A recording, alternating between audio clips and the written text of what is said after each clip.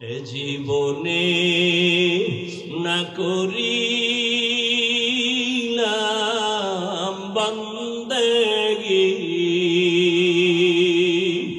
গুনাহ করে কাটাইলাম জিন্দেগি, গুনাহ করে কাটাইলাম জিন্দেগি।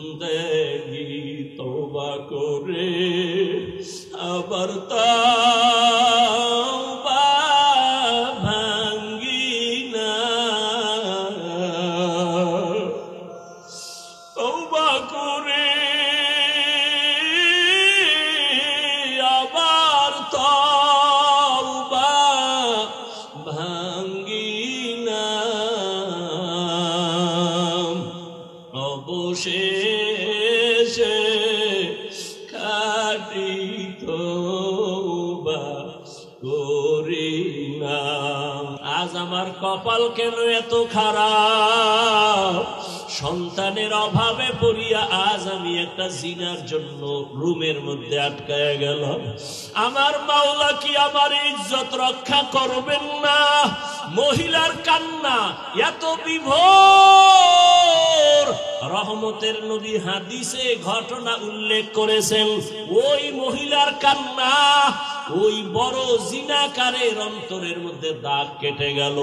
ওই জিনাকার একটা চিৎকার দিয়া কয়, ও আল্লাহর বান্দি, তোমার জীবনে কেউ টাচ করে নাই, এমন জায়গায় তুমি আছো, এখনো আমি টাচ করি নাই, মাত্র আমি একা। তোমার শরীরে একজন ব্যক্তি টাচ করার জন্য রুমে ঢুকাইলাম।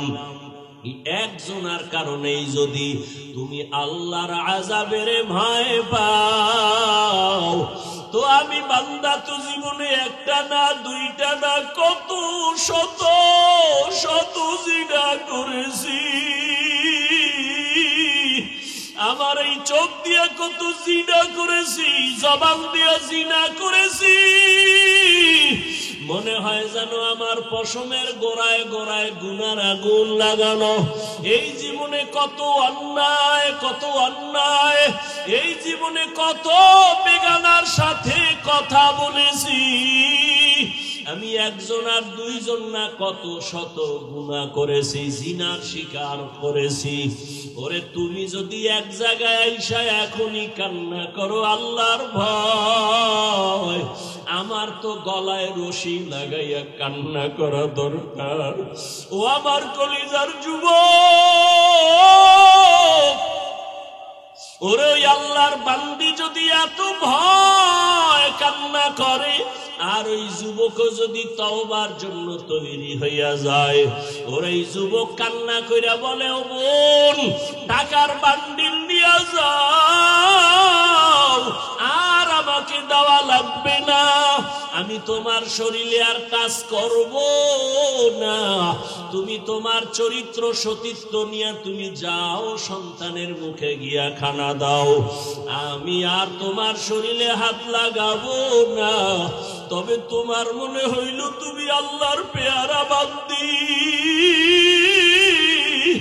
আমার মনে হইল তুমি বড় আবেদা, বড় সালেহা, বড় ইবাদত করনে ওয়ালা, তুমি বোধহয় তাহাজ্জুদ পড়ো বলে হা, তুমি বোধহয় পর্দা করো বলে হা, কয় আমি গুনাহগারের জন্য একটু দোয়া করিও।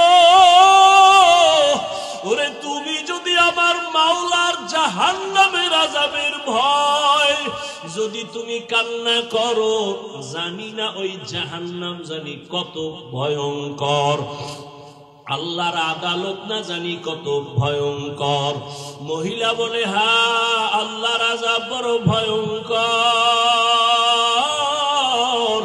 কিয়ামতের ময়দানে আমার আল্লাহ সেদিন রাগ নিয়ে আওয়াজ দিবেন, লিমানিল মুলকুল ইয়াউম লিল্লাহিল ওয়াহিদিল কাহ্হার। আল্লাহ পাকের কুদরতি রাগের আওয়াজে হাসরের ময়দানটা থরথর করে কেঁপে উঠবে। ওরে গুনাহগারেরা পাগলের মতো চিল্লাইবে। নবী বলেন সব নবীরা পর্যন্ত বেকার হয়ে যাবে। আল্লাহ পাক আবার আওয়াজ দিবেন, ওয়ামতাজুল ইয়াউমা আইয়ুহাল মুজরিমুন, ও জিনাকারেরা, ও বেনামাজিরা, ও গুনাহগারেরা, আজকে আমি আল্লাহ আমার গোলামদের ডান হাতে আমলনামা দিয়া জান্নাতে পাঠাইয়া দিব। তোমরা যারা গুনাহগার নেককারদের থেকে আলাদা হও। গুনাহগারেরা নেককারদের থেকে আলাদা হইতে চাইবে না। তখন আমার আল্লাহ আরো রাগ হইয়া এমন ভাবে কুদরতি একটা বাঁচুনি দিবে, গুনাহগারেরা জাহান্নামে চিটার মতো উড়িয়া উড়িয়া গিয়া জাহান্নামের দরজায় গিয়া দাঁড়াবে। আমার আল্লাহ আওয়াজ দিবে, রে ফেরেশতা, নেককারদেরকে ডাইন দিকে লাইনে দাঁড় করাও, আমি ডান হাতে আমলনামা দিব। আমলনামা দেওয়ার পর ডান হাতের আমলনামা যারা পাবে এরা হাসতে হাসতে জান্নাতের মেহমানখানায় চলে যাবে। আর আল্লাহ যাদের বাম হাতে আমলনামা দিবেন, ওই আল্লাহ এমন রাগ করে বলবে, ও ফেরেশতা, এই বেনামাজি নাফরমান আমি আল্লাহর দেওয়া নিয়ামত কম ভোগ করে নাই। আমার দেওয়া পানি, আমার দেওয়া চাঁদের আলো, সূর্যের আলো, আমার দেওয়া সব নিয়ামত, ওরে আমি আল্লাহ ওরে ঘুমের থেকে না উঠাইলে কোনোদিন সজাগ হতে পারত না।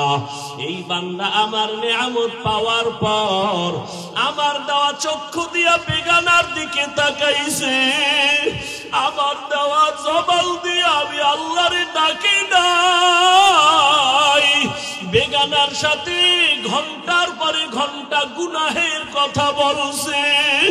ও ফেরেশতা, ওরে বাম হাতে আমলনামা আমি সোজা দিব না, এই গুনাহগারের বুকের মাঝে ছিদ্র করিয়া ফেলো, বুকের মাঝে ছিদ্র করিয়া বাম হাত বুকের মাঝে ঢুকাইয়া পিঠের থেকে বের করো। ফেরেশতারা আল্লাহর হুকুম পাওয়া মাত্র বুকের মাঝে ছিদ্র বানাইয়া বাম হাতটা ঢুকাইয়া পেছন দিকে বের করে ফেলবে। আমার আল্লাহ কোরআনে বলেন, আমি আল্লাহ তখন পিঠের দিকের হাতে আমলনামা দিয়া আমি আল্লাহ বলবো, ইকরা কিতাবাকা কাফা বিনাফসিকাল ইয়াউমা আলাইকা হাসিবা। ও বান্দা বান্দি, জীবনে যত অন্যায় করছো হিসাব নামায় আমলনামায় লেখা, নিজের হিসাব নিজে মিলাও। ফেরেশতারা বলবেন, হে মালিক, তোমার বান্দার হাত পেছনে, আমলনামা পেছনে, চেহারাটা সামনে, চোখ দুইটার সামনে পড়বে কিভাবে? আল্লাহ আবার রাগান্বিত হইয়া বলবে, ফেরেশতা, এই গুনাহগার নাফরমানের ঘাড় ধরিয়া মোচড় দিয়া পেছন দিকে ফিরাইয়া দাও। ফেরেশতারা আল্লাহর হুকুম পাইয়া মোচড় দিয়া পেছন দিকে ফিরাইয়া এরপরে বলবে, দেখ জাহান্নামের আযাব কেমন। ওই আল্লাহর বান্দি কান্না করে, ওই বান্দির আল্লাহর আযাবের ভয় ওই জাহান্নামী যুবকের অন্তর হেদায়েতের আলো জ্বালায় দিল। ওই বান্দির কথায় পড়িয়া ওই জিনাকার যুবক বলে, আমার জন্য দোয়া করিও, আমি আর কোনোদিন জিনা করব না। এমন ভাবে তওবা করিয়া রাতের বেলা সেজদায় গিয়া কান্না শুরু করলো, আল্লাহ আমি তোমারে চিনতে পারি নাই, ও আল্লাহ তোমার দেওয়া নিয়ামত খাইয়া কত গুনাহ করেছি। ওরে ওই কবরে আমার আজকে দুনিয়াতে টাকা পয়সা বাড়ি গাড়ির অভাব নাই, কিন্তু আজকে আমার মরণ হয়ে গেলে আমি একা, আমার ডানে মাটি বামে মাটি আর কিছুই নাই, সাদা কাপড়ের প্যাকেট বানাই আমারে কবরে রাখবে। এইভাবে কান্না করিয়া তওবা করে ফেললো। আর ওই আবেদা আল্লাহর বান্দি টাকা নিয়ে বাড়ি চলে গেল। ওই জাহান্নামী জিনাকার এমন ভাবে তওবা করে ফেললো, কিছুদিন অসুস্থ থাকিয়া দুনিয়া থেকে আল্লাহর বান্দা বিদায় হয়ে গেল। ওই সময় নবী হাদিসে লেখছেন, ওই সময় ভালো মানুষ যদি মারা যাইতো, তার বাড়ির দরওয়াজার মেইন গেইটে একটা লেখা উঠা থাকতো। কে লিখতো কেউ জানতো না। ভালো থাকলে লেখা থাকতো লোকটা বড় ভালো, আবার গুনাহ নিয়ে কবরে গেলে লেখা থাকতো বাড়ির গেইটে লোকটা বড় খারাপ। ওই আল্লাহর বান্দা যখন দুনিয়ার থেকে বিদায় হয়ে গেল, এলাকার সবাই বড় খুশি। একটা গুনাহগার জালেম সন্ত্রাসী চলিয়া গেল, আমরা বড় নিস্তার পেয়ে গেলাম, শান্তির জীবনে বাস করব। কিন্তু সবাই রওয়ানা, বাড়ির দরজার গেইটে কি লেখা আছে দেখবো। সবাই বাড়ির গেইটে গিয়া তাকায় দেখে আরবি একটা শব্দ লেখা, হাদিসের ভাষা। নবী হাদিসে বলেন, ওই বাড়ির গেইটে গিয়া লেখা দেখে সবাই আরবিতে লেখা, কদ গফারাল্লাহু লিল কিফলি। ওই বান্দার নাম কিফলুন, ওই বান্দার কিফলি নামের বান্দার নামে আরবি লেখা, কদ গফারাল্লাহু লাকা লিল কিফল। এই লেখা দেখা মানি হলো আল্লাহর ঘোষণা, ওই বান্দা তোমার জীবনের গুনাহ মাফ হয়ে গেছে, আল্লাহ তোমাকে মাফ করে দিছে। ও কিফলি নামের বান্দা, কদ গফারাল্লাহু লাকা, কদ গফারাল্লাহু লিল কিফল। এই লেখা দেখা মানুষ পেরেশান হয়ে গেল। এলাকার চিহ্নিত জাহান্নামী গুনাহগার জিনাকার, ওর বাড়ির দরওয়াজায় এই লেখা কেন আসলো? সবাই আশ্চর্য হয়ে গেল, আল্লাহ নাকি তাকে মাফ করে দিয়েছেন। সবাই তদন্ত শুরু করলো, ব্যাপারটা কি? খুঁজতে খুঁজতে খুঁজতে খুঁজতে পাইল ওই আবেদা মহিলার ঘটনা। সবাই মহিলার বাড়ি চলে গেল, মহিলাকে আইনা ওই বাড়ির দরজায় দাঁড় করাইয়া এরপরে সব ঘটনা শুনলো। মহিলা ডাক দিয়া কয়, আমি আল্লাহর একজন গুনাহগার বান্দি, জীবনে আমার শরীর কেউ টাচ করে নাই, বেগানা। আমি চোখ দিয়ে কোনো বেগানা দেখি নাই, আমি গুনাহ করি নাই। সন্তানের ক্ষুধার তৃষ্ণা মিটাইতে এই জিনাকারের বাড়ি আসছি, টাকা দেওয়ার শর্তে আমারে রাতের বেলা ব্যবহার করবে। আমাকে রুমের মধ্যে যখন ঢুকাইছে, আমি কান্না শুরু করে দিছি আল্লাহর আযাবের ভয়, আল্লাহর আযাবের ভয়।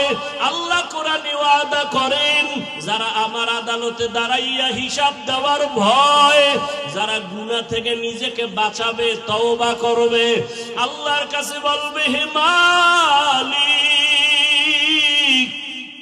আমার মতো গুনাহগার কেউ নাই, আজকে থেকে তওবা করলাম, আর চোখের গুনাহ করব না, জবানের গুনাহ করব না, হাতের গুনাহ করব না, অন্তরের কল্পনায় গুনাহ করব না। ও এলাকার মা বোনেরা, ও বৃদ্ধ বাবাজিরা, ও কলিজার যুবক বাবারা, একটু চিন্তা করো, গুনাহ করতে করতে যদি তুমি লাগাতার করো আর না ছাড়ো, এই গুনাহর চরিত্র তোমার সন্তানের মধ্যে চলে যাবে। সন্তানও দিন দিন খারাপ হতে থাকবে। তোমাকে দেখাইয়া গুনাহ করা লাগবে না, গোপনেও যদি গুনাহ করো, সন্তানের মধ্যে ওই গুনাহর আসর চলিয়া যাবে। এই জন্য এখনো সময় আছে, তওবা করে নাও।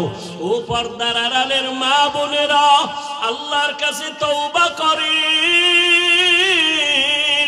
আপনার মতো কত মা, কত বোন এখনো নামাজ ছাড়ে না, বেপরদায় চলে না, স্বামীর মাল নষ্ট করে না, মোবাইলে চরিত্র বিক্রি করে না। ও বাবাজিরা, ও যুবক বাবারা, এখনো কি তওবা করবা না? আল্লাহর আযাবের ভয়, হিসাব দেওয়ার ভয়। জীবনে তো গুনাহ কম করো নাই, গুনার খবর আমার মা বাবা আপনজন কেউ জানে না।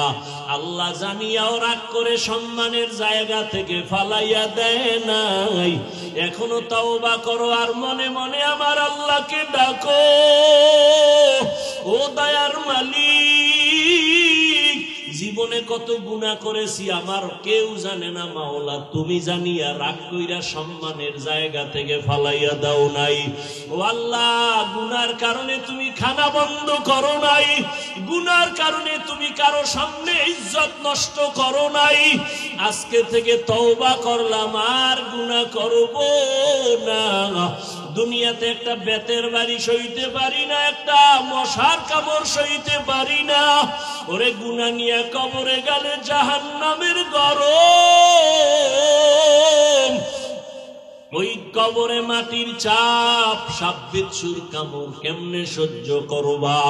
তওবা করার মতো যদি কারো অন্তর তৈরি হয়, গুনার কারণে দিলটা পাথর, চোখে পানি নাই, অথচ আল্লাহ কোরআনে বলেন সুম্মা কাসাত কুলুবুকুম মিন বাদি যালিকা ফাহিয়া কাল হিজারা আও আশাদ্দু কাসওয়া ওয়া ইন্না মিনাল হিজারাতি লামা ইয়াতাফাজ্জারু মিনহুল আনহার ওয়া ইন্না মিনহা লামা ইয়াশাক্কাকু ফায়াখরুজু মিনহুল মা ওয়া ইন্না মিনহা লামা ইয়াহবিতু মিন খাশিয়াতিল্লাহ ওয়া মাল্লাহু বিগাফিলিন আম্মা তা'মালুন। আল্লাহ কোরআনে বলে, ও মানুষ, তোদের কলব কেন এত শক্ত? পাথরের থেকেও কি শক্ত হয়ে গেল? অথচ জাহান্নামের আযাবের ভয়, কত পাথর কান্না করে ঝর্ণা ধারা প্রবাহিত করেছে, ওই যে পাথরগুলো পানি ফেলে ঝর্ণার মতো। আল্লাহ কোরআনে বলে ওরা পানি ফেলে না, জাহান্নামের আযাবের ভয় কান্না করে। কিছু পাথর আছে টপ টপ করে পানি ফালায় আর কাঁদে, আবার কিছু পাথর আছে জাহান্নামের ভয়ে ফেটে যায়, এক জায়গা থেকে আর এক জায়গায় পড়ে যায়। আল্লাহ কয়, ও মানুষ, এত খারাপ কেন? তোমার কলম কি পাথরের থেকেও শক্ত? পাথর যদি জাহান্নামের ভয় কান্না করে, তোমার চোখে কেন পানি আসবে না? ও আল্লাহর বান্দারা, 2 ফোঁটা চোখের পানি পাঠাও। ওই মা বাবার জন্য 2 ফোঁটা চোখের পানি ফেলো। গুনার কথা স্মরণ করে কান্না করো। কান্না যদি না আসে, যাদের চোখে পানি, তাদের থেকে দোয়া নাও। আমাদের কুয়াকাটা একটা প্রসিদ্ধ জায়গা।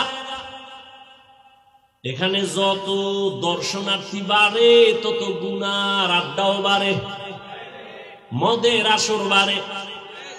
আমাদের এলাকার সব উলামায়ে কেরাম বসছেন, এলাকাবাসী মিটিং এ বসছেন, অমুক জায়গায় প্রস্কোয়াটার মদের আড্ডা হয়, বড় বড় হুজুরেরাও বসলেন। এবার এলাকার বড় হুজুর বলে, চলো আমি যাই। সবাই বলে, না না হুজুর, আপনি যাইয়েন না, কারণ ওখানের পরিবেশ কি বলা যায় না। আমরা 2-1 জন টুকটাক নামাজি বেনামাজি আমরা যাই, পরিবেশ বুঝে নেওয়ার মতো হলে আপনারে নিব। বড় হুজুর, এই জায়গায় যাওয়া যায় না, কারণ ও জায়গা বড় নাপাক। কিন্তু মক্কার মানুষ চূড়ান্ত খারাপ। প্রশ্ন 1, ওখানের মানুষ এত খারাপ কেন? 2 নাম্বার, এত খারাপ জায়গায় আমার আল্লাহ সৃষ্টির শ্রেষ্ঠ পবিত্র ব্যক্তি রহমতের নবীরে পাঠাইলেন কেন? নবীরে তো অন্য জায়গায় পাঠাবেন, বাইতুল মুকাদ্দাস আমাদের প্রথম কিবলা, সেখানে আল্লাহ না পাঠাইয়া পৃথিবীর নিকৃষ্টতম জায়গায় পবিত্র নবী আমার, যেই নবীর চেহারা দেখলে পেটের ক্ষুধা নিবারণ হয়ে যায়, আল্লাহ সেই নাপাক মানুষের মাঝে নবীরে কেন পাঠাইলেন? নবীর একদিকে মা নাই, বাবা নাই, সব হারা। রহমতের নবী বলেন, আমার এমন কপাল, দুনিয়াতে এসে একবার আব্বা বলে ডাকতে পারি নাই। 6 বছরে মা হারা, আমি অসহায়। আমার বংশের সব মানুষ আমার দুশ্মনে পরিণত হলো। ওই সময় যুবকেরা, নবী বলেন, ওই সময় আমার সব দুশ্মন, ওই মুসিবতের সময় আমার পার্শ্বে যারা দাঁড়াইয়া উপকার করছে, সব হলো যুবকেরা। নবী বলেন, বুড়ারা আমার বিরোধিতা করেছে, আর যুবক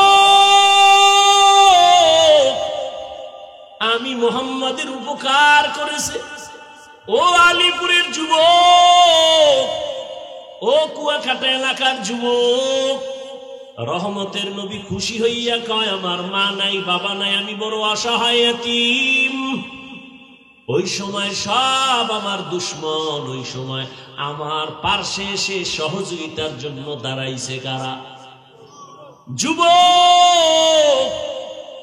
ও যুবক বাবা, বলো তোমার দ্বারা রসুলের রেখে যাওয়া আদর্শের কি উপকার হয়েছে বলো? নবী বলেন, বুড়ারা বিরোধিতা করেছে, যুবকেরা আমার উপকার করেছে। আবু জাহাল আমার দুশ্মন বুড়া, আবু লাহাব আমার পেছনে দুশ্মনী করে বুড়া,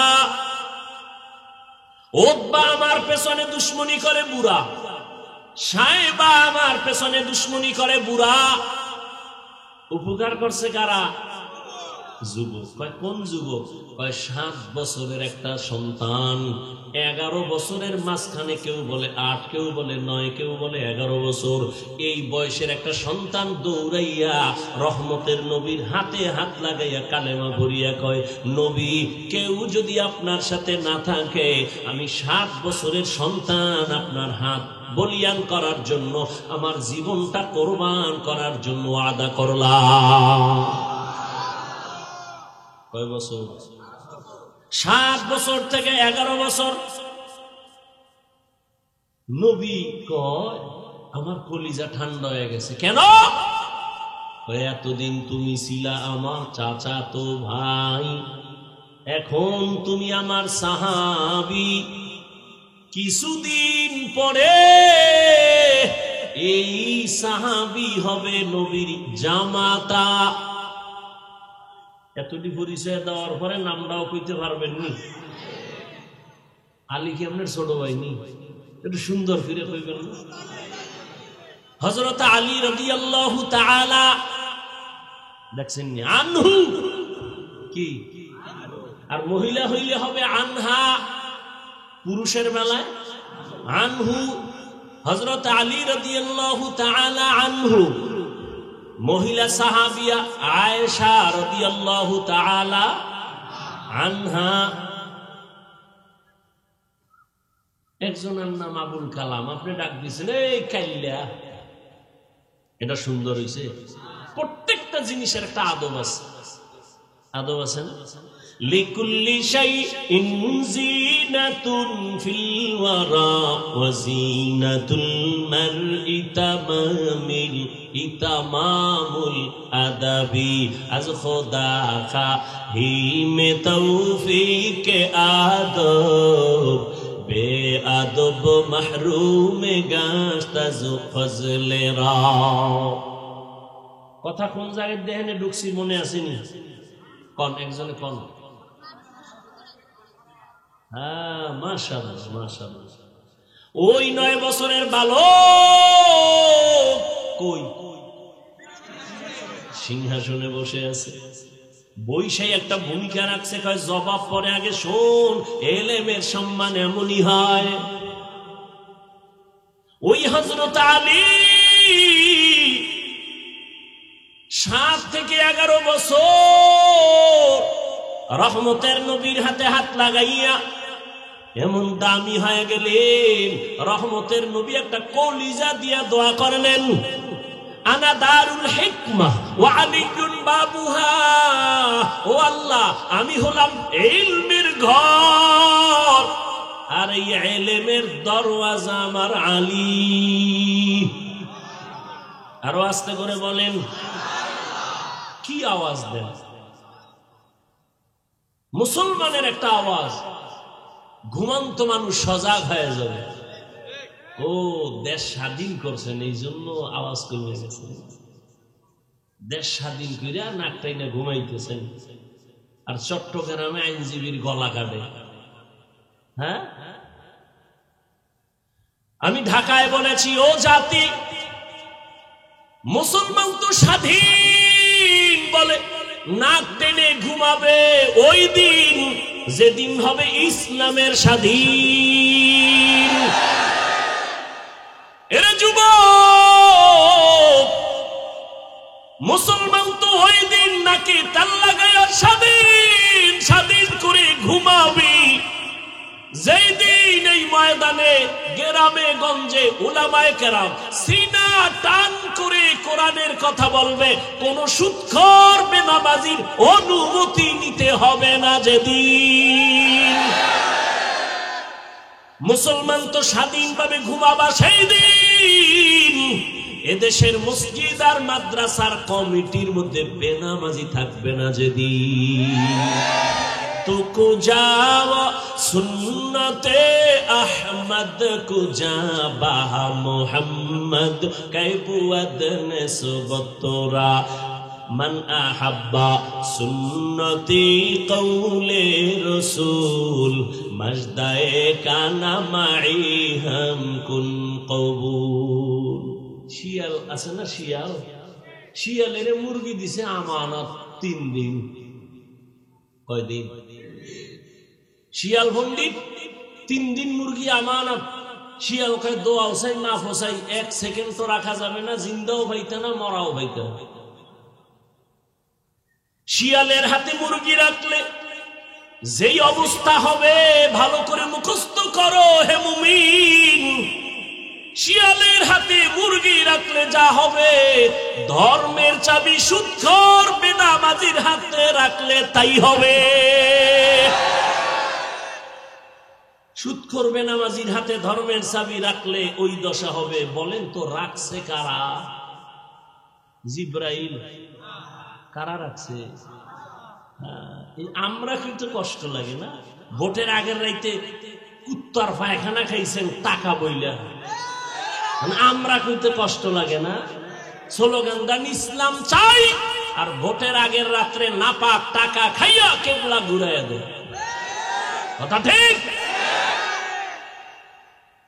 তো সরকারের গালি দেন কেন? দোষ তো সব আপনার। আপনি হারামখোর, এজন্য আপনার নেতাও হারামখোর। আপনি সুদখোর, আপনার নেতাও সুদখোর। বর্তমান বাংলাদেশে আলেম চেয়ারম্যান আছে না নাই? নাই? মুফতি হেদায়েতুল্লাহ আজাদী রানিং চেয়ারম্যান, বিবারি আমজাদ হোসেন আশরাফি রানিং চেয়ারম্যান আছে না? এই আলেম চেয়ারম্যান এক জায়গায় করেন আর সব বেনামাজি এক জায়গায় করেন। খোঁজ নেন উলামায়ে কেরাম কি করেছে। নোয়াখালী আছে মুরব্বী হাফিজি হুজুরের জামাতা খালিদ সাইফুল্লাহ দামাত বারাকাতুহুম, সাইকেলের মধ্যে চাল নিয়া মানুষের বাড়ি সরকারি বরাদ্দের চাউল নিজে গিয়া সাইকেলে লইয়া মেপে মেপে দিয়ে আসে। এদেশে জনগণের দায়িত্ব যদি উলামায়ে কেরাম নেয়, কিছু না পারলেও দুর্নীতি আর চুরি হবে না। উলামায়ে কেরাম আগেও যেমন ছিল এখনো আছে, সামনেও তেমন, কোনো টেনশনই নেই। চেয়ারম্যানের চেয়ারের মেয়াদ শেষ, হুজুর কোনো চেয়ারের মেয়াদই নাই, আবার কিসের শেষ?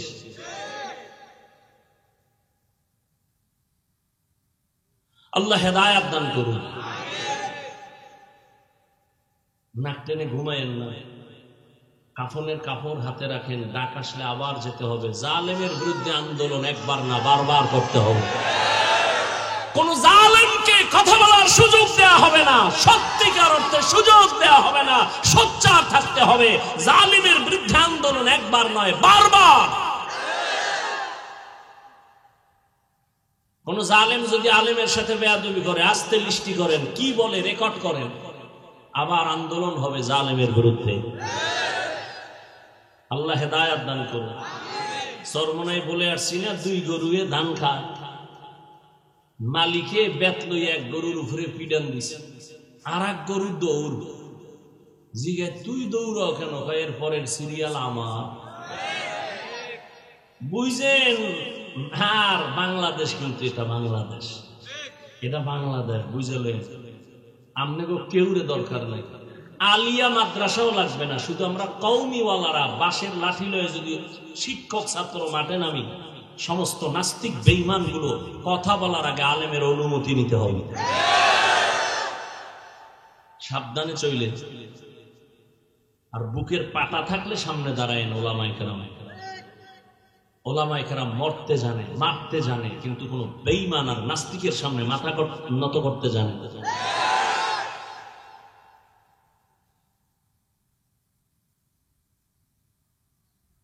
রসুল রাষ্ট্র পরিচালনা করেন নাই, আবু বকর করেন নাই, রাজনীতি নাই। ইমাম সাহেব আপনি নিরপেক্ষ থাকবেন।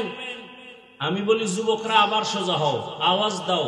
ইমাম যদি নিরপেক্ষ থাকতে হয়, কমিটির প্রত্যেকটা দায়িত্বশীলকে নিরপেক্ষ থাকতে হবে। আর কমিটির দায়িত্বশীল যদি পচা ধান্দাবাজি আর চান্দাবাজি রাজনীতি করে, ইমাম সাহেব মাইক লাগায়া কোরআনের রাজনীতি করতে হবে। কোন সুযোগ দেওয়া যাবে না। আল্লাহ বুঝার তৌফিক দান করেন। রহমতের নবীর আদর্শ দিয়ে রাষ্ট্র পরিচালনা করা দেখায় গেছেন যে ইসলাম ছাড়া শান্তির কোন পথ। এই দুর্নীতিবাজ, চান্দাবাজার, ধান্দাবাজেরা সবাই জানে ইসলামই সঠিক, মানে না কেন? মানলে তো চুরি করা যাবে না, দুর্নীতি করা যাবে না, মদের বোতল নিয়ে আড্ডা বসানো যাবে না। আল্লাহ হেদায়েত দান করুন। হযরতে আলী নবীর দোয়া পাইলেন, নবী বললেন আমি হইলাম এলেমের ঘর, আর এই ঘরের দরওয়াজাকে আলী। আলী খুব খুশি হয়ে গেলেন। আল্লাহ হযরত আলীরে এই পরিমাণ ইলম দিয়েছেন। কি পরিমাণ বলবো? ধৈর্য হবে তো ইনশাআল্লাহ। হযরত আলী আল্লাহর শুকর আদায় করেন। হে মালিক, সম্মানের চেয়ারে বসার জন্য দুই পুঁজির একটা পুঁজি লাগে। হয়তো লাগে টাকা পয়সা, মাল সম্পদ, না হয় লাগে শিক্ষকতা, যোগ্যতা, ইলম। ও দয়ার মালিক, তুমি আমাদের ইলম দিয়েছো, টাকা দাও নাই, মাল দাও নাই, তোমার শুকর আদায় করি। রাজিনা ইসমাতাল জব্বার ফিনা লানা ইলমুন ওয়ালিল আদায় মালু ফাইন্নাল মা লা ইয়াফনি আন করিবিন ওয়া ইন্নাল ইলমা বাকিন লা ইয়াজালু।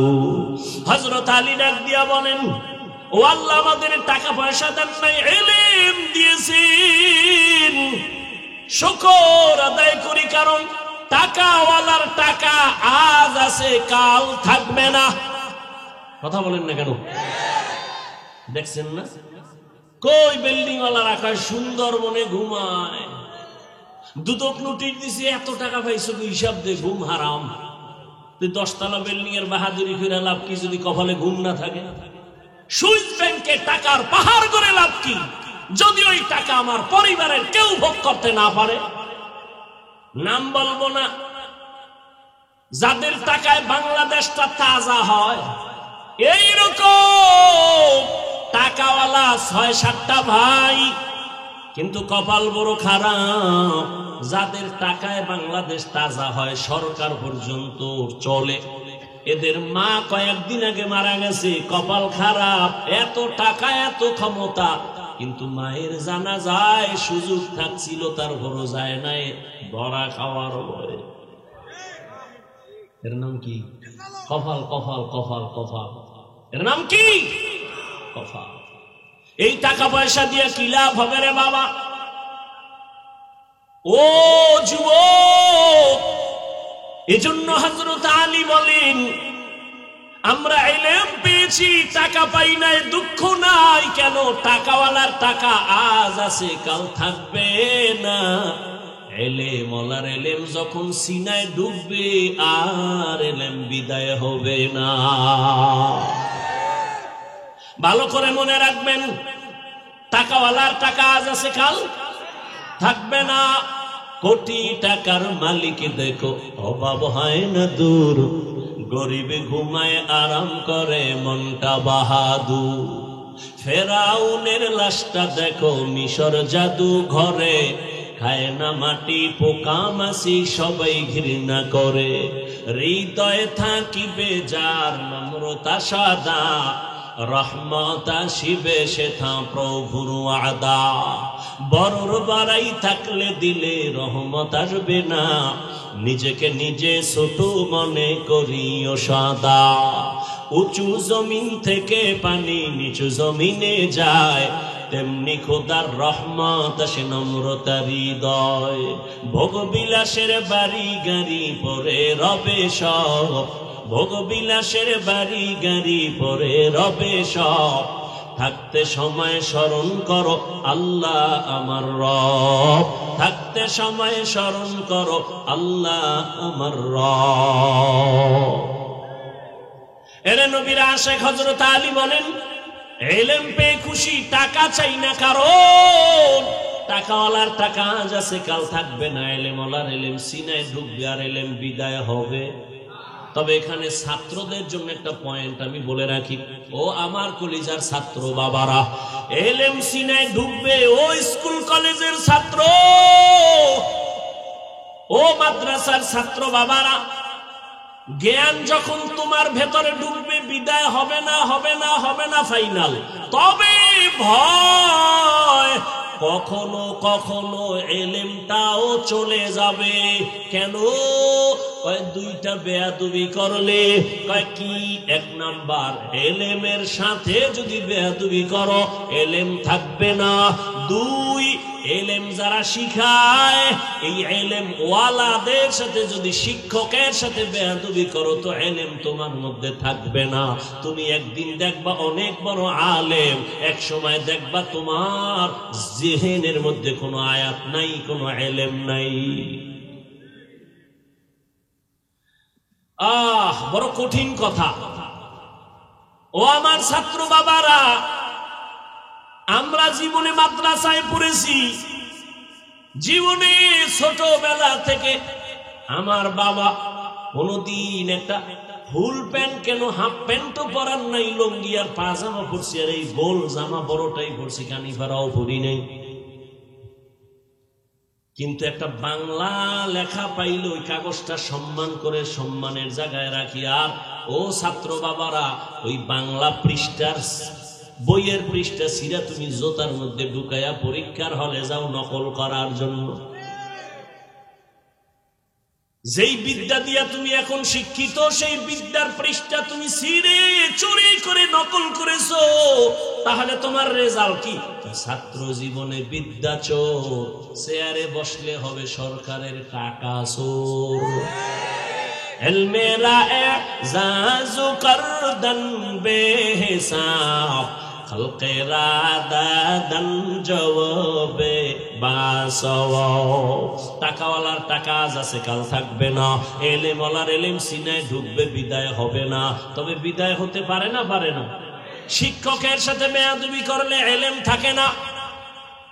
হযরত আলী বলেন, আমাকে একটা অক্ষর যিনি শিখাইছেন তার মূল্য কত? মান আল্লামানি হারফান ইনশাআ বাআ ওয়া ইনশাআ আতাকা। আমাকে একটা অক্ষর যিনি শিখাইছেন তার মূল্য এত, চাইলে আমাকে গোলাম বানাইয়াও রাখতে পারেন, বিক্রিও করে দিতে পারেন। শিক্ষকের সাথে প্রতিবাদ করার কোনো সুযোগ নাই। দুই নাম্বার ব্যবধান, আমি টাকা পাইয়া খুশি না, এলেম পেয়ে খুশি। কেন? টাকাওয়ালার বয়স যত বাড়ে, টাকা যত বাড়ে তত দুশ্মন বাড়ে, আর এলেমওয়ালার যত এলেম বাড়ে তত বন্ধু বাড়ে। ঠিক না? টাকাওয়ালার যত টাকা বাড়ে তত দুশ্মন বাড়ে। নিজের বউ দুশ্মন, নিজের মাইয়া ভোলা দুশ্মন। কি এই নজির বাংলাদেশে নাই? বাবার টাকা পায় না, দেয় না, টাকা নেওয়ার জন্য বাবার গলায় ছুরি ধরছে সন্তান, মাকে মেরে ফেলেছে সন্তান, টাকা দাও। এই জন্য টাকাওয়ালার যত টাকা বাড়ে দুশ্মন বাড়ে, এলেমওয়ালার যত এলেম বাড়ে তত বন্ধু বাড়ে। তিন নাম্বার, টাকাওয়ালা যত বয়স বাড়ে তত সবার ঘৃণা বাড়ে, আর এলেমওয়ালার যত বয়স বাড়ে সবার মোহব্বত বাড়ে। ঠিক না? টাকাওয়ালা বুড়ো হয়ে গেছে, ছেলেও কয় মরে না কেন, তাই তো টাকা আমি পাই। মেয়েও বলে মরে না কেন, গোপনে ইমাম সাহেব রেখা একটা জালালি খতম লাগাও, বাবা যেন তাড়াতাড়ি খতমে মরে। টাকা পয়সা সব আমি বাতাসে উড়াবো। আর ইলমওয়ালা যত বুড়া হয়, বড় বড় বড় বড় মুহাদ্দিস সাহেবরা লাইনে দাঁড়ায় বড় আল্লাহ ওয়ালার জুতা সোজা করার জন্য। হযরত আলীর আল্লাহ এত জ্ঞান দান করেছেন, নবী নাই, আবু বকর নাই, খেলাফতের চেয়ারে এখন কে আছেন? ওমর। রহমতের নবী গেলেন, চলে আসলেন আবু বকর, আবু বকর চলে গেলেন, আসলেন কে? ওমর। চেয়ারের মধ্যে বসা, ক্ষমতার মসনদে বসা, পাশে হযরত আলী। হঠাৎ একদিনের ঘটনা, সামনে আদালতে একজন মহিলা আইসা দাঁড়ায় গেল, ডাক দিয়া কয়, খলিফাতুল মুসলিমিন। ওমরের তো বুঝেন কেমন বেদা, যে শয়তান দেখলে দৌড়। যেই শয়তান আল্লাহর সাথে চ্যালেঞ্জ দিল, সেই শয়তান ওমরের দেখলে ভালায় যায়। কি পাওয়ার ওমরের! কথার আগে তরবারি রেডি। ওমরের আদালতে দাঁড়াইছে এক মহিলা, দাঁড়াইয়া বলে, খলিফাতুল মুসলিমিন, আমার বিচার করেন, আমি অপরাধী। ওমরের পাশে কে আছেন বলেন? হযরত আলী। ওমর বলে, কি সমস্যা, কি কি অন্যায় করছো? মহিলা ডাক দিয়া কয়, আমি জিনা করেছি, আমার পেটে একটা অবৈধ বাচ্চা আছে, আপনি আমার বিচার করেন, আমি অন্যায় করেছি, আমার পেটে অবৈধ একটা বাচ্চা, আমি চাই দুনিয়া আমার বিচার হয়ে যাক। এই অপরাধে আমি আল্লাহর আদালতের আসামির কাঠগড়ায় দাঁড়াতে চাই না। দুনিয়ার বিচার সহ্য করা যাবে, হাসরের বিচার সহ্য করা যাবে না।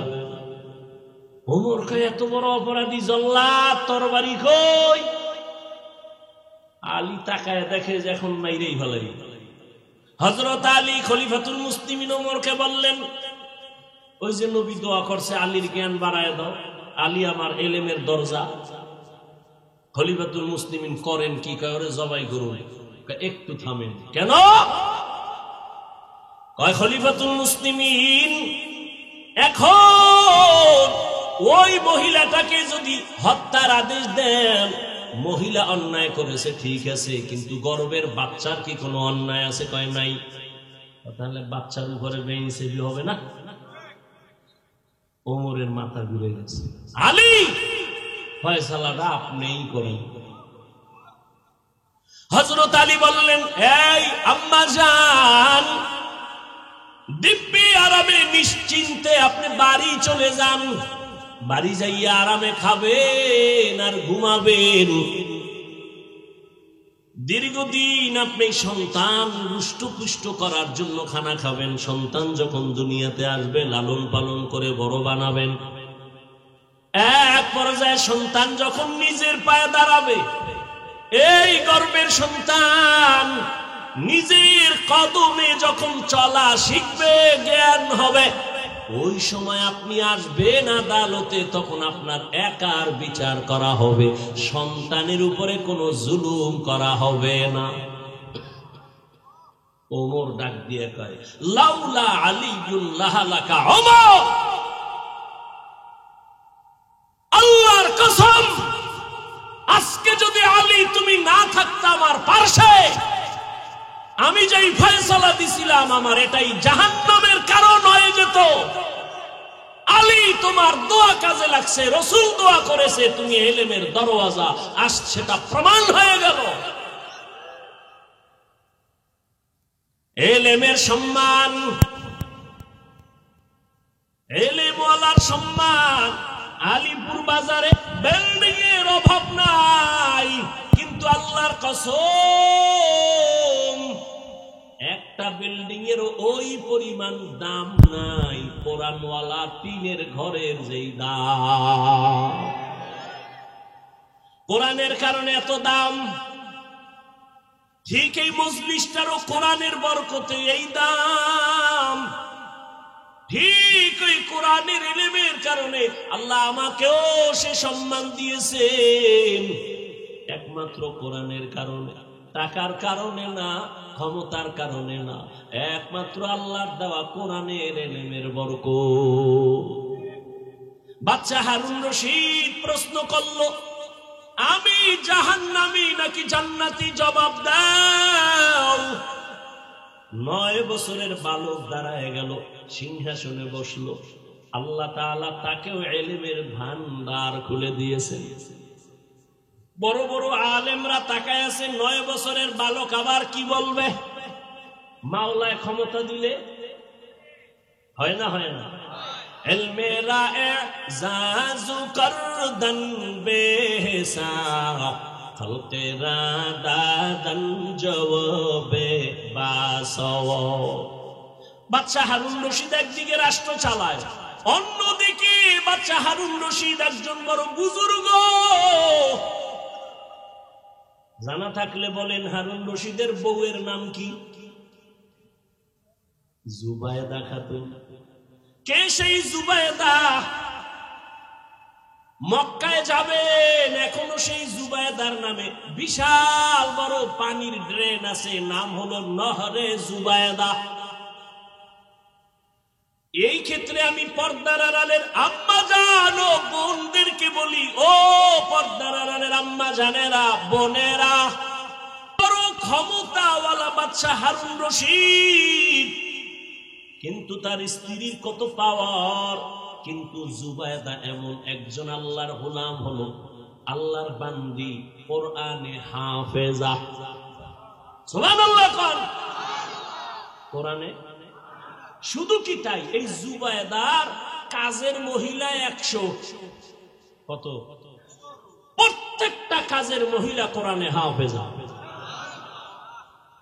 জুবায়দা কয়, আমি চাই আমার ঘরের মধ্য থেকে প্রত্যেকটা মিনিট আর সেকেন্ডে যেন কোরআনের তেলাওয়াতের আওয়াজ হয়। আওয়াজ কেমনে? মহিলা 100 জন কাজের ভাগ করে দিছে, তুমি আধা ঘন্টা তেলাওয়াত করবা, এরপরে কাজে নামবা, আবার এই মহিলা তুমি তেলাওয়াত শুরু করবা, তুমি আবার 1 ঘন্টা তেলাওয়াত করে কাজে নামো। এইভাবে 24টা ঘন্টা জুবায়দা খাতুন কাজের মহিলাকে রেডি করে দিছে, যে কোনো না কোনো মুহূর্ত যেন কোরআন তেলাওয়াত ছাড়া আমার ঘরের মধ্যে আওয়াজ না হয়। কেমন জুবায়দা!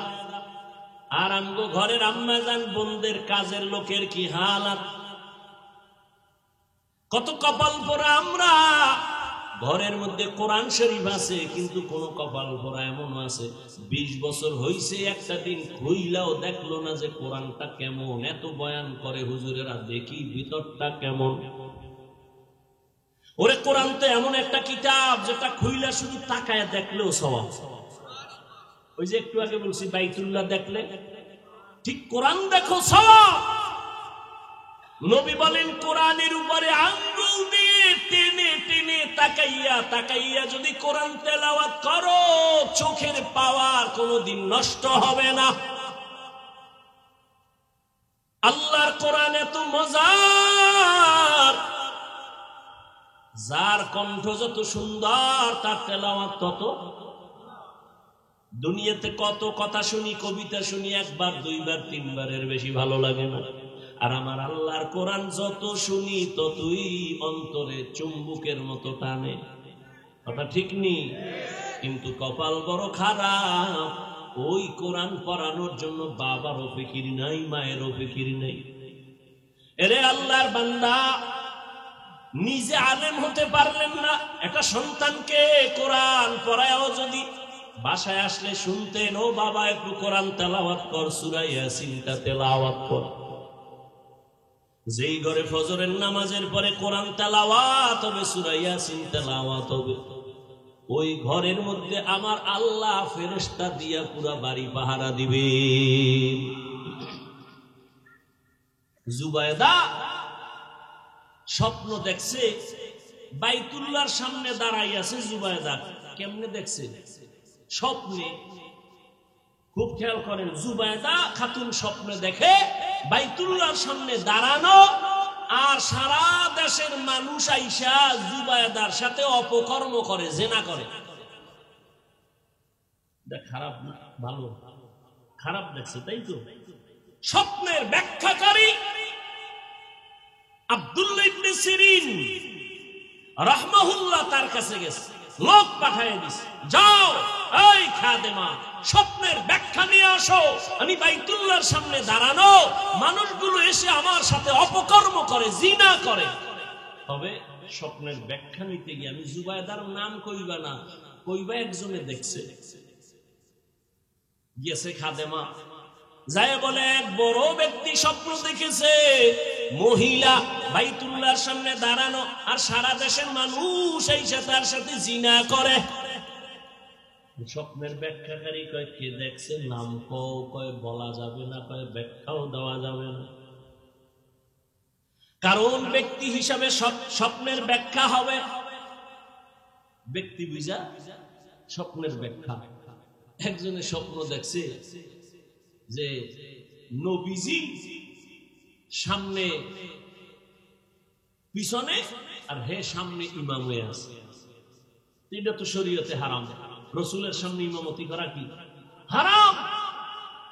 হে তো খুশি রসুল আমার পিছনে নামাজ পড়ে আর আমি ইমাম, খুশি কি? ছেলে কয় হুজুর স্বপ্নের ব্যাখ্যা তো আর সবাই পারে না। সুলাইমান নবীরে আল্লাহ দিছিলেন, ইউসুফ নবীরে স্বপ্নের ব্যাখ্যার এলেম দিছিলেন, এটা আলাদা ফান, আলাদা ইলম।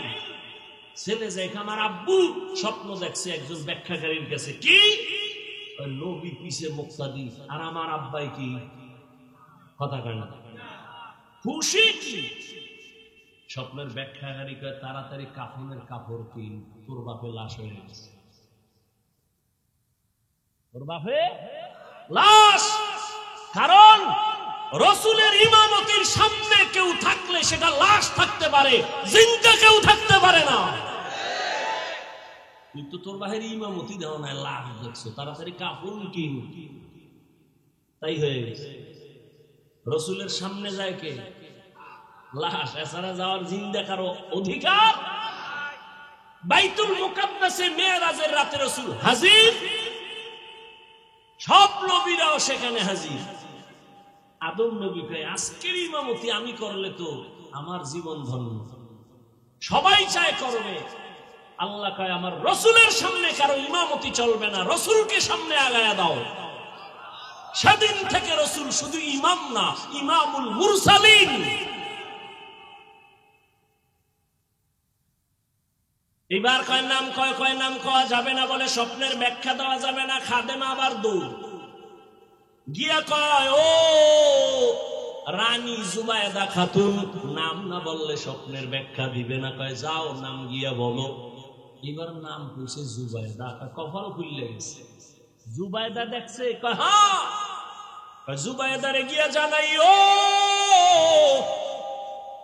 জুবায়েদা মক্কায় এমন কিছু কাজ করবে মানুষের উপকারে, আর সারা দুনিয়ার মানুষ জুবায়েদার উপকার গ্রহণ করবে। এই জুবায়েদা স্বামী সরকার, দেশের দায়িত্ব, 1 টাকাও সরকারি খরচ না করে জুবায়েদা নিজের টাকা ব্যয় করে মক্কা নগরীতে পানি পায় না মানুষ, পাইপ নাই, কেমনে পানি নিবে? নহর কেটে, ড্রেন কেটে নহরে জুবায়েদা নামের পানির নহর করলো। এখনো সেই নহর, দেওয়াল করা নহরে জুবায়েদা পানির ড্রেন, এখনো সেই দেওয়াল আছে। সারা দুনিয়াবাসী উপকার পাইছে না পায় না? দেখছেন স্বপ্ন দেখছে কি, ব্যাখ্যা কি? আর এই স্বপ্ন দেখছে, ব্যাখ্যা হবে না কেন? যেই জুবায়েদা নিজে কোরআনে হাফেজা, 100 কাজের নারী হাফেজা, 24 ঘন্টা জুবায়েদা খাতুনের ঘরে কোরআনের তেলাওয়াত। আর আমগো ঘরে ও বাবারা, আপনিও সারা রাত মোবাইলের হক আদায় করেন। কয় হ্যাঁ, কিয়ামতের দিন যদি এই উসিলায় মাওলায় মাফ করে। বউয়ের হক আদায় করতে পারি না, মাইয়ার হক পারি না, ছেলের হক পারি না, মোবাইলের হক আদায় করতে কোনো টেনশন নাই। সেদিন এক চোরা আমার কান্দে হাত দিয়ে একটা ছবি তুলতে আইছে, কয় হুজুর একটা সেলফি যদি আল্লাহ উসিলায় মাফ করে। পাগল ছবি তোলার জন্য, সরকারি প্রয়োজন ছাড়া, মদিনার অর্ডার ছাড়া ভিন্ন কোনো কারণে ছবি তোলা 1000 কোটি বার হারাম, কবিরা গুনাহ। বাথরুমটা বাইরেছি, দেই হ্যাঁ একজনে খারাই রয়েছে। আমি কি তুই ভিতরে আইলি না কেন? তোর এত শখ ছবি তোলা। মরার সময় মোবাইলটা কাফনের ভিতরে নিবি, কবরে যখন ফেরেশতা আইবে বলবি আগে সেলফি পরে প্রশ্ন। মোবাইল লিয়া মর। আহ, ঘরে ঘরে ঘরে ঘরে এই মোবাইলে সারা রাত কবিরা গুনাহ, কবিরা গুনাহ। স্বামী আর স্ত্রীর মধ্যে দূরত্ব কেমনে যে বুঝাই রে যুবক?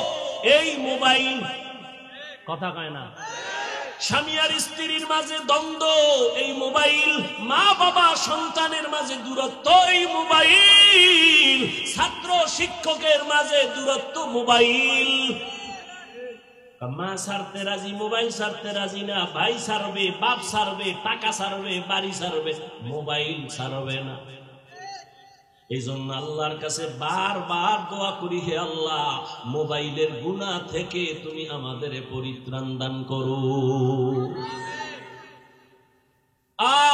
আমি যে ফেসবুক চালাই না, কি হয়েছে?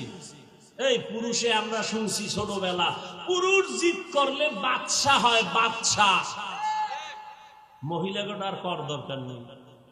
পুরুষে জিদ করলে, রাগ করলে কি হয়, আর মহিলারা কি হয় ওটা আর দরকার নাই। কয় জিদ করতে পারো না যে জীবনে মোবাইলে আর চালাবো না, ফেসবুক দেখবো না, বেগানা নারী দেখি কি হয়। আল্লাহ এই মোবাইলের গুনাহ থেকে আমাদেরকে হেফাজত করে। অনেক কষ্ট হইতেছে, আর আমার তো হইতেছে, তারপর আপনাদের দোয়ার জন্য চালাচ্ছি। পৃথিবীতে কথা বলার মতো কষ্টের কোনো আর কাজ নাই।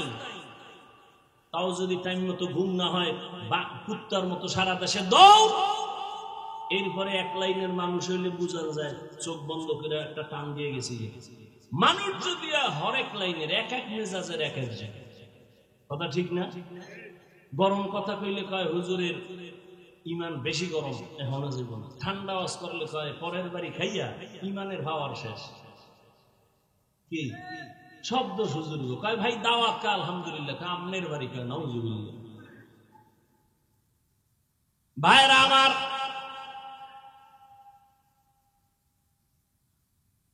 জুবায়দা খাতুনের এই কোরআনের বরকত, এইবার 9 বছরের বালক, মনে আছে? সিংহাসনের মধ্যে বসে আছেন। এবার বাচ্চা ডাক দিয়া কয়, ও বাচ্চা হারুন রশিদ। আবার বলেন, হারুন রশিদ তো এমন জ্ঞানী, রাস্তা দিয়া যাইতেছে, দেখে এক বুড়া, এই বুড়ারা ঘুমাইতেছেন। জীবনে তো কম ঘুমান নাই, আর বাঙালিতে রাত্রে ঘুমায় না। ওই যে একটু আগে বললাম, সারা রাত মোবাইলের হক আদায় করে ঘুমায় সকালে। কি সারা রাত মোবাইল মোবাইল মোবাইল। কয়জন আল্লাহর বান্দা বুকে হাত দিয়ে বলতে পারবে যে মোবাইল আমার হাতে আছে, চোখের গুনাহ হয় না, জবানের গুনাহ হয় না, কানের গুনাহ হয় না, অন্তরের কল্পনার গুনাহ হয় না, মোবাইল চালায়? এত বড় চ্যালেঞ্জ কয়জনে দিতে পারবে? যে দিতে পারবে, আল্লাহর শপথ, সেই জমিনের বড় বুজুর্গ। যে বলতে পারবে আমি মোবাইল চালাই কিন্তু চোখের গুনাহ হয় না, আমি টাচ মোবাইল চালাই, ক্যামেরা মোবাইল চালাই, কিন্তু আমার হাতের গুনাহ হয় না, অন্তরের গুনাহ হয় না, সে এই জমিনের বড় বুজুর্গ। আর একটা কথা খেয়াল করবেন, আল্লাহ মাইয়ে ভোলা দিছে না, কথা কন না কেন? বেয়াদবি মাফ করেন, একটু মোহব্বত লাগাই কইতো, অনেক কথা বইলা ফেলাই বেয়াদবি নিয়ে। সন্তান ছোট, বাবায় লয়ে গেছে বাজারে, গিয়া ঢুকছে ফল কিনবে, তো বাচ্চা ওই ফলের দোকানে দাঁড়াইয়া এখনো বাবার দাম করতেছে। বাচ্চা একটা ফল দইরা মুখে দিছে, মনে করেন আঙ্গুর।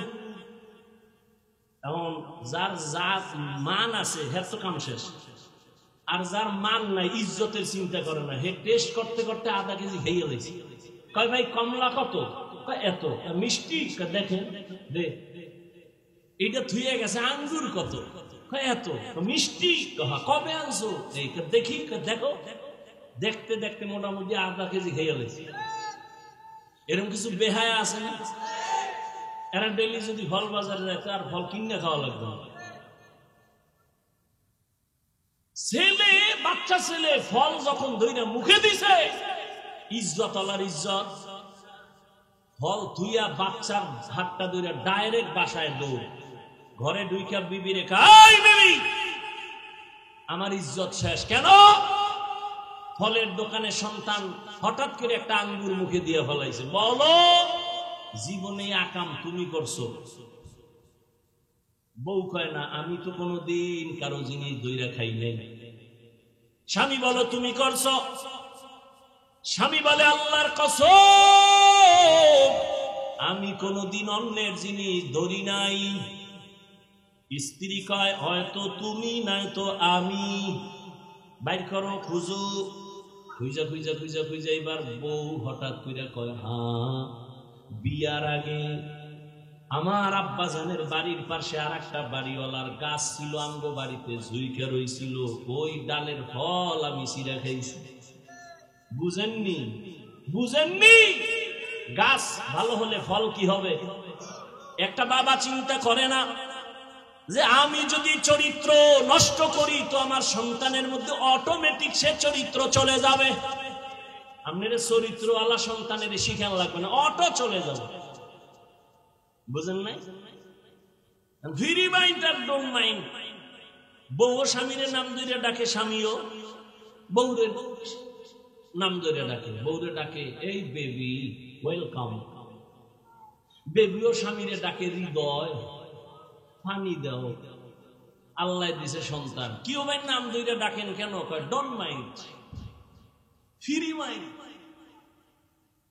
সন্তান বড় হইয়া দেখে এ কয় বেবি, হে কয় সাগর, হে কয় হৃদয়।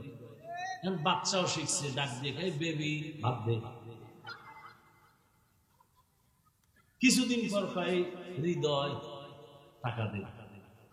আচ্ছা 2 দিন শোনা যায় সন্তান কইবে আব্বু আম্মু, এলি কয় না, মাথা গরম। এবার রায়বারে গেছে ধুইরা, ভাই সন্তান আল্লাহ দিছে, মান সম্মান শেষ, জুতার বাড়ি খাওয়া বাকি। সন্তান নাম ধইরা ডাকে, মাইনসি উঠলে তো জুতা দিবে। কি করা যায়? বুদ্ধি একটাই, সন্তানের মাঝখানে বসাইয়া তুমি বউরে কবা একবার আম্মু, বউ তোমারে কইবে একবার আব্বু। এইভাবে প্র্যাকটিস করো তো সন্তানও শিখবে আম্মু আম্মু, নাইলে এছাড়া আর কোনো উপায় নেই। ফ্রি মাইন্ডের কপাল। জিন্দেগি মে বন্দগি তু কর নহে, জিন্দেগি মে বন্দগি তু কর নহে, जिंदगी बे बंदगी शर्मिंदा है, जिंदगी बे बंदगी शर्मिंदा है। यहाँ हम सब मुसाफिर दिल ना लगा, यहाँ हम सब मुसाफिर दिल ना लगा, अहले दिल की नजर से रूह करता जा, शाह दौलत सब फकीर गर नेक ने है, शाह दौलत सब फकीर गर नेक ने है। जिंदगी में बंदगी तू कर नहीं, जिंदगी में बंदगी तू कर नहीं, जिंदगी पे बंदगी शर्मिंदा है, जिंदगी पे बंदगी शर्मिंदा है। এরে নবীর উম্মত, 9 বছরের বালক ডাক দিয়া বলেন, ও বাদশা প্রশ্নটা কি আবার করেন? বলে আমি জান্নাতি নাকি জাহান্নামী বলো। 9 বছরের বালক ডাক দিয়া কয়, বাদশা জাহাপনা, আপনার জীবনে এমন কোন ঘটনা ঘটছে কিনা? বলে কি? কয় আপনি চাইলেই গোপনে গুনাহ করতে পারতেন, জেনা করতে পারতেন, কিন্তু আল্লাহর ভয় করেন নাই। বাদশা হারুন রশিদ বলে, আল্লাহর কসম, এইরকম একদিন আর 2 দিন না, অনেক অবস্থা হয়েছিল। আমি চাইলেই গুনাহ করতে পারতাম, চাইলেই জিনা করতে পারতাম, কিন্তু আল্লাহর ভয়, আমি কোনো বাধা ছাড়া আমি সুযোগ পাইয়াও গুনাহ করি নাই। আল্লাহর আযাবের ভয় আমি ফিরে গেছি। 9 বছরের বালক ডাক দিয়া কয়, আল্লাহর কসম, নিশ্চিত আপনি জান্নাতি। অন্য উলামায়ে কেরামের মাথা গরম হয়ে গেল। এই 9 বছরের বালক, আমরা সবাই ফতুয়া দিলাম বাদশাকে কোনোদিন কোন বাদশা কেন কোন মানুষকে জান্নাতি বলা যাবে না, জাহান্নামী বলার উপায় নাই। তুমি বলেছো বাদশা হারুন রশিদ জান্নাতি, দলিল।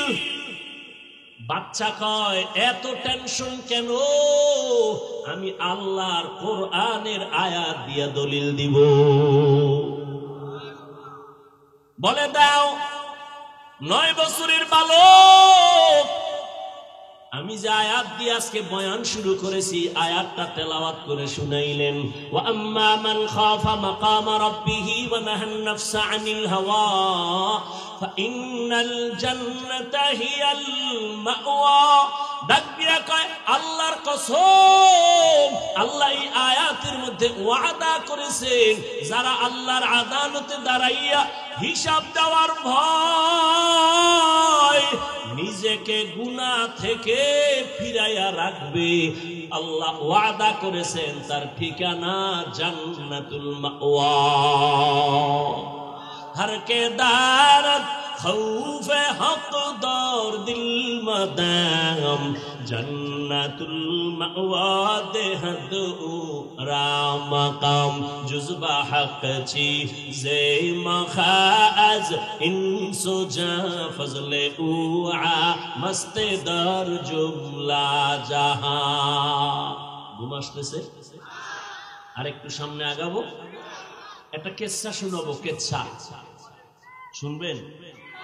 আমার নামে তো এমনি বদনাম আছে, হাফিজুর রহমান কেচ্ছা কাহিনীর ওয়াজ করে, বলে না? বলে না?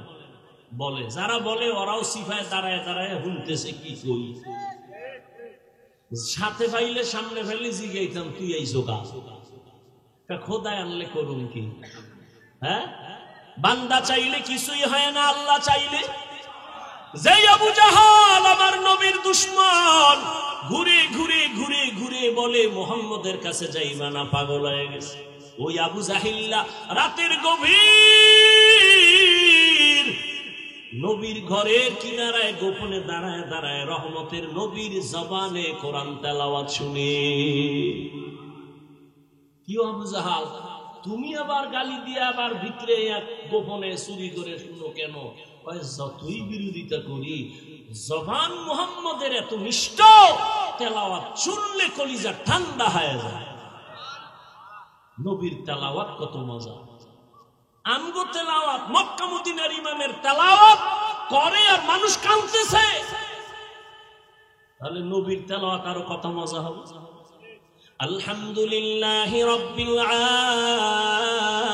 আলামিন الرحمن الرحيم مالك يوم الدين إياك نعبد وإياك نستعين اهدنا الصراط المستقيم صراط الذين أنعمت عليهم غير المغضوب عليهم ولا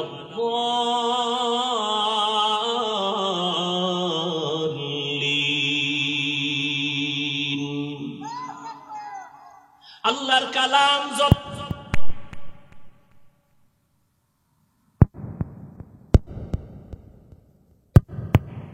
তবে এখানে একটা জবাব দেই, যারা বলো কেচ্ছা কাহিনীর ওয়াজ করি, শুনিয়ারা করে বাবা, অন্তরকে পরিশুদ্ধ করে নাও। পৃথিবীর শ্রেষ্ঠ কেচ্ছা কাহিনীর কিতাবের নাম হলো কোরআন। বলার সময় নাই, 2000 আয়াতে আছে কোরআন শরীফে শুধু কেচ্ছা কাহিনী। কেচ্ছা কাহিনীর শ্রেষ্ঠ কিতাবের নাম কোরআন। তুমি কি বুঝো? জমিনের মধ্যে শ্রেষ্ঠ কেচ্ছা কাহিনীর কিতাব হলো হাদিস। এরপরেও আমরা দুই একটা কেচ্ছা কাহিনী কোরআন হাদিসের বাইরেও যদি শুনাই, তবে শোনা বন্ধের গান শুনাই না। আমরা এমন কেচ্ছা শুনাই যাদের কেচ্ছা শুনলে মানুষের দিল নরম হয়, চোখে পানি আসে। এরে নবীর আশিক, আল্লাহর ওলিদের কিচ্ছা চোখে পানি আসবে। ভালো করে বুঝো, ওই রকম একটা কেচ্ছা আমি আপনাদের শোনাই, পর্দার আড়ালের আম্মা জানদের জন্য শোনাই। হে আম্মা জানেরা, আপনারা যে কত ধন্য, কত দামি নারী, সমস্ত নবীদের মায়ের মতো মা, আপনারা সাহাবায়ে কেরামদের মায়ের মতো মা, আপনারা এত দামি। আয়েশা রাদিয়াল্লাহু আনহার মতো দামি, ফাতেমা রাদিয়াল্লাহু আনহার মতো দামি, খাদিজা রাদিয়াল্লাহু তাআলা আনহার মতো দামি। কেমন আল্লাহ আপনাদের দামি বানাইছেন। ইসমাইল নবীর মা হাজেরা আলাইহিস সালামের মতো দামি। এরে আম্মা জান, আপনারা ঈসা নবীর মা মারিয়াম আলাইহিস সালামের মতো দামি। আপনারা বেঈমান ফেরাউনের নাম আপনারা জানেন। ওই ফেরাউনের স্ত্রীর নাম কি? আসিয়া। কত দামি নারী। রহমতের নবী বলেন, কিয়ামতের দিন জান্নাতের ভেতরে আসিয়ার সাথে আমার বিবাহ হয়ে যাবে। এরে আম্মা জান, আপনাদের জীবন বড় ধন্য। আল্লাহর আপনাদের মতো একজন দামি নারী 5 ওয়াক্ত নামাজ পড়ে, স্বামীর মাল হেফাজত করে, সন্তানগুলোকে আদর্শওয়ালা বানানোর চেষ্টা করে। এরে আম্মা জান, ইমাম গজালি বলেন, একটা সন্তান মায়ের আদর্শই বেশি নেয়, কারণ বাবায় কাজে ব্যস্ত। একটা সন্তান মায়ের কাছে সময় বেশি কাটায়। আম্মা জানের আদর্শ যা হয় সন্তানের মধ্যে তা চলে আসে। এরে আম্মা জান স্বামীরও খেদমত করে, সন্তানেরও খেদমত করে, আদর্শওয়ালা বানানোর চেষ্টা করে। কিন্তু এমন এক হালাত, সংসার বড় অভাবের সংসার। কাজ করলে চুলা আগুন জ্বলে, কাজ যদি না করে স্বামী, কাজ চুলা আগুন জ্বলে না। এমন একটা পর্দাওয়ালা নারী ছোট ছোট বাচ্চা নিয়ে ঘর করে, স্বামী বড় অসুস্থ, সন্তানগুলোর চুলায় খানা নাই, ঘরেও কোনো আয়োজন নাই। 1 দিন আর 2 দিন আর 3 দিন সন্তানগুলো এক পর্যায়ে কান্নায় ক্ষুধার তৃষ্ণায় পাগল হয়ে যায়। সন্তান মা যতই কষ্ট করুক না কেন, মা সন্তানের কান্না সহ্য করতে পারে না। মা বাবায় না খাইয়া সময় কাটায়, সন্তানের না খাওয়াইয়া কাটাইতে পারে না। ও আল্লাহর বান্দারা, এই জীবনে মা বাবার কষ্ট, ওই মা বাবার চোখের পানি আর দোয়া ছাড়া কোন সন্তান বড় হওয়ার কোন রাস্তা নাই। কত মা বাবা কত গরীব, কষ্ট করে সন্তানের মানুষ বানাইছে। ও আল্লাহর বান্দারা, ও আল্লাহর আবেদা বান্দি, ও পর্দার আড়ালের আম্মা জানেরা খেয়াল করেন। ও আল্লাহর বান্দি এত সন্তানের আর খানাও দিতে পারে না, কামাই রুজিও বন্ধ হয়ে গেল। এক পর্যায়ে সন্তান মাটিতে গড়াগড়ি খায় আর কান্না করে, খানা কেমনে দিবে? মায়ের কলিজাটা ফেটে যায়, নিজে না খাইয়া মরতে রাজি, বাচ্চার কান্না সহ্য করতে পারি না। আল্লাহর বান্দি নামাজ পড়ে কান্না করে, দোয়া করে, হে আল্লাহ সন্তানের কান্নার কয়দিন শুনাইবা, একটা রাস্তা তুমি খুলিয়া দাও। আল্লাহর বান্দি এক পর্যায়ে হঠাৎ তার অন্তরের মধ্যে একটা চিন্তা চলে আসলো, আমার বাড়ি থেকে একটু দূরে অন্য গ্রামে এক টাকাওয়ালা বসবাস করে, যদিও লোকটার আখলাক ভালো না, তবে ওখানে যাইয়া আমি নিরুপায় হইয়া বাচ্চার জন্য কিছু টাকা ধার নিয়ে আসি, আমার বাচ্চার খানার আয়োজন করব। আমি যদি পারি কাজ করে আস্তে আস্তে টাকাগুলো আদায় করে দিব। মা পেরেশান হইয়া চিন্তা করে ওই বড় লোকের বাড়ি চলে গেল। ওই বড় লোক টাকাওয়ালা ঠিক, কিন্তু চরিত্র বড় খারাপ। এই পর্দাওয়ালা আল্লাহর বান্দি বড় লোকের বাড়ি দাঁড়াইয়া ডাক দিয়া কয়, ও পর্দাওয়ালা নারী, আমার দরজায় কেন আসছো? আল্লাহর বান্দি চোখের পানি ছেড়ে কাঁদে আর ডাক দিয়া কয়, সাহেব বেয়াদবি মাফ করবেন, আমি বড় অসহায় গরিব, বাচ্চাগুলো কান্না ক্ষুধার তৃষ্ণায় চোখের পানি ছেড়ে কান্না করে, একবেলা খানা দিতে পারি না, মা হইয়া কান্নাও সহ্য করতে পারি না। ও ভাই, যদি একটু আপনি দয়া করতেন, আমাকে কিছু টাকা ধার দিবেন, আমি আপনার টাকা আস্তে আস্তে দিয়া দিব কামাই রুজি করিয়া। আল্লাহর বান্দা ওই যুবক ডাক দিয়া কয়, টাকা দিব, তবে আমাকে টাকা ফেরত দেওয়া লাগবে না, তবে আমার একটা শর্ত যদি মানিয়া নাও, আমি টাকার বান্ডেল দিয়ে দিব। বলে কি শর্ত? বলে তুমি যদি আমার থেকে টাকা নাও, এক রাতের জন্য তোমার দেহ আমাকে দিবা ব্যবহারের জন্য ফ্রি। মহিলা চিন্তায় পড়ে গেল, সন্তানের কান্না সহ্য করা যায় না, কাপড়ের আঁচল দিয়া চোখের পানি মুছে কি করব, সন্তানের কয়দিন আর না খাওয়া রাখবো। চিন্তা ভাবনা করিয়া আল্লাহর উপরে ভরসা করিয়া বলে, আমাকে টাকা দাও, আর তুমি যদি চাও আমার দেহটা তুমি উপভোগ করবা, আমি রাজি হয়ে গেলাম।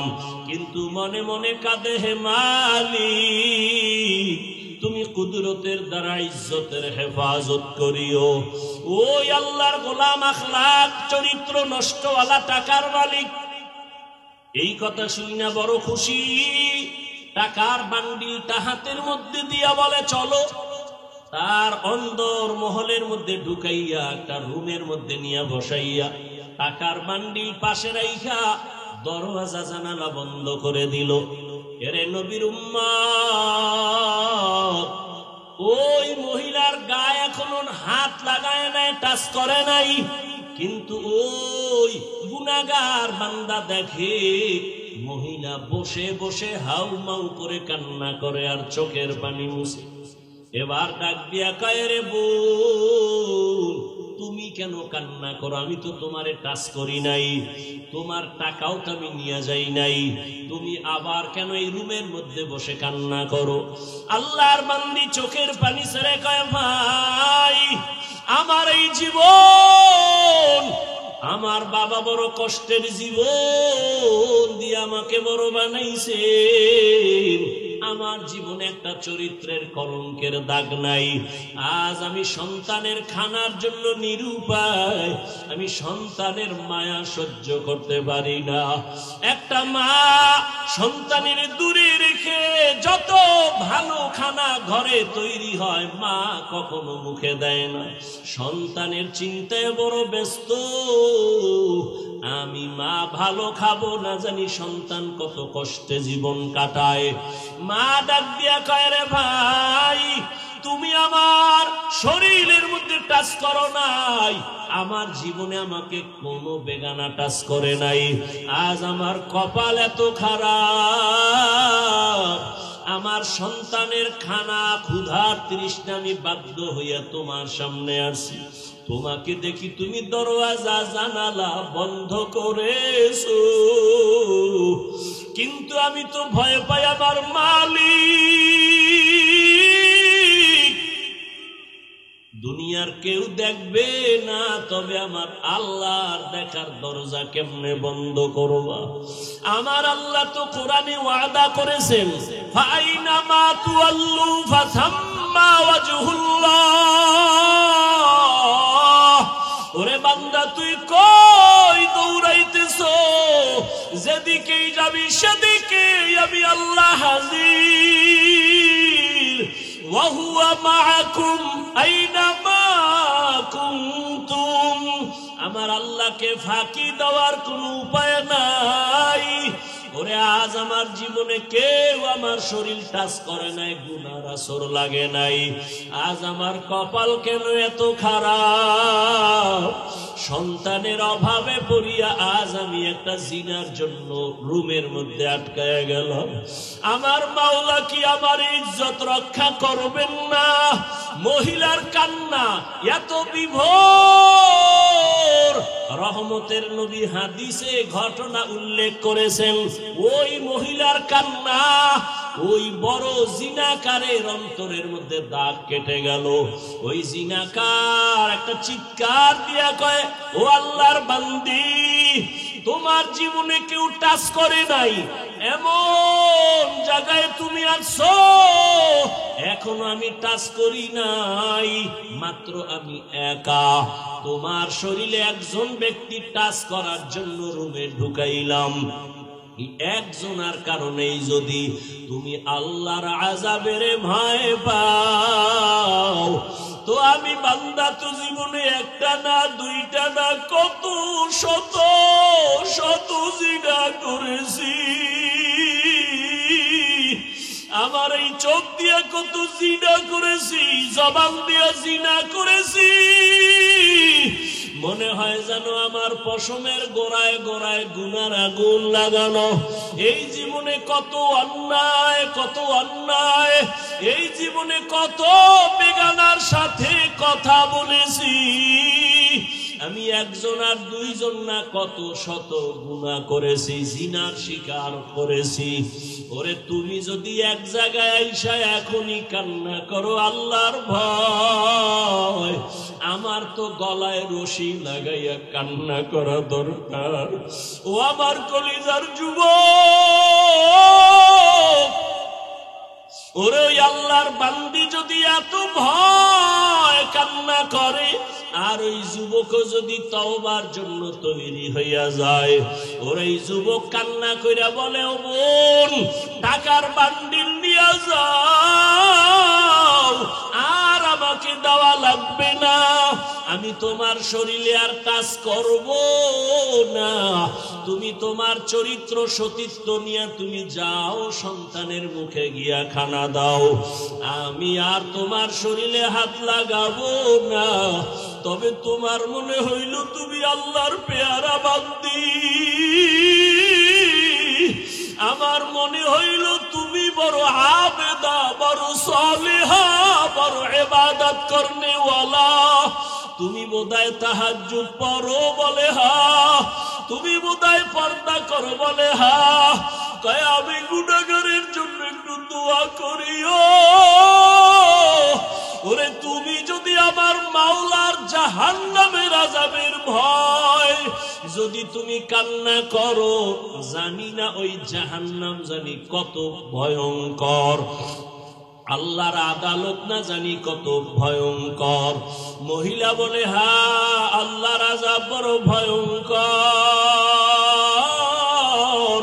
কিয়ামতের ময়দানে আমার আল্লাহ সেদিন রাগ নিয়ে আওয়াজ দিবেন, লিমানিল মুলকুল ইয়াউম লিল্লাহিল ওয়াহিদিল কাহ্হার। আল্লাহ পাকের কুদরতি রাগের আওয়াজে হাসরের ময়দানটা থরথর করে কেঁপে উঠবে। ওরে গুনাহগারেরা পাগলের মতো চিল্লাইবে। নবী বলেন সব নবীরা পর্যন্ত বেকারার হয়ে যাবে। আল্লাহ পাক আবার আওয়াজ দিবেন, ওয়ামতাজুল ইয়াউমা আইয়ুহাল মুজরিমুন। ও জিনাকারেরা, ও বেনামাজিরা, ও গুনাহগারেরা, আজকে আমি আল্লাহ আমার গোলামদের ডান হাতে আমলনামা দিয়া জান্নাতে পাঠাইয়া দিব। তোমরা যারা গুনাহগার নেককারদের থেকে আলাদা হও। গুনাহগারেরা নেককারদের থেকে আলাদা হইতে চাইবে না। তখন আমার আল্লাহ আরো রাগ হইয়া এমন ভাবে কুদরতি একটা বাঁচুনি দিবে, গুনাহগারেরা জাহান্নামে চিটার মতো উড়িয়া উড়িয়া গিয়া জাহান্নামের দরজায় গিয়া দাঁড়াবে। আমার আল্লাহ আওয়াজ দিবে, রে ফেরেশতা, নেককার দেখে ডাইন দিকে লাইনে দাঁড় করাও, আমি ডান হাতে আমলনামা দিব। আমলনামা দেওয়ার পর ডান হাতের আমলনামা যারা পাবে, এরা হাসতে হাসতে জান্নাতের মেহমানখানায় চলে যাবে। আর আল্লাহ যাদের বাম হাতে আমলনামা দিবেন, ওই আল্লাহ এমন রাগ করে বলবে, ও ফেরেশতা, এই বেনামাজি নাফরমান আমি আল্লাহর দেওয়া নিয়ামত কম ভোগ করে নাই। আমার দেওয়া পানি, আমার দেওয়া চাঁদের আলো, সূর্যের আলো, আমার দেওয়া সব নিয়ামত ওরে আমি আল্লাহ ওরে ঘুমের থেকে না উঠাইলে কোনোদিন সজাগ হতে পারতো না। এই বান্দা আমার নিয়ামত পাওয়ার পর আমার দেওয়া চক্ষু দিয়া বেগানার দিকে তাকাইছে, আমার দেওয়া জবান দিয়া আমি আল্লাহরে ডাকি নাই। বেগানার সাথে ঘন্টার পরে ঘন্টা গুনাহের কথা বলছে। ও ফেরেশতা, ওরে বাম হাতে আমলনামা আমি সোজা দিব না, এই গুনাহগারের বুকের মাঝে ছিদ্র করিয়া ফেলো, বুকের মাঝে ছিদ্র করিয়া বাম হাত বুকের মাঝে ঢুকাইয়া পিঠের থেকে বের করো। ফেরেশতারা আল্লাহর হুকুম পাওয়া মাত্র বুকের মাঝে ছিদ্র বানাইয়া বাম হাতটা ঢুকাইয়া পেছন দিকে বের করে ফেলবে। আমার আল্লাহ কোরআনে বলেন, আমি আল্লাহ তখন পিঠের দিকের হাতে আমলনামা দিয়া আমি আল্লাহ বলবো, ইকরা কিতাবাকা কাফা বিনাফসিকাল ইয়াউমা আলাইকা হাসিবা। ও বান্দা বান্দি, জীবনে যত অন্যায় করছো হিসাব নামায় আমলনামায় লেখা, নিজের হিসাব নিজে মিলাও। ফেরেশতারা বলবেন, হে মালিক, তোমার বান্দার হাত পেছনে, আমলনামা পেছনে, চেহারাটা সামনে, চোখ দুইটার সামনে পড়বে কিভাবে?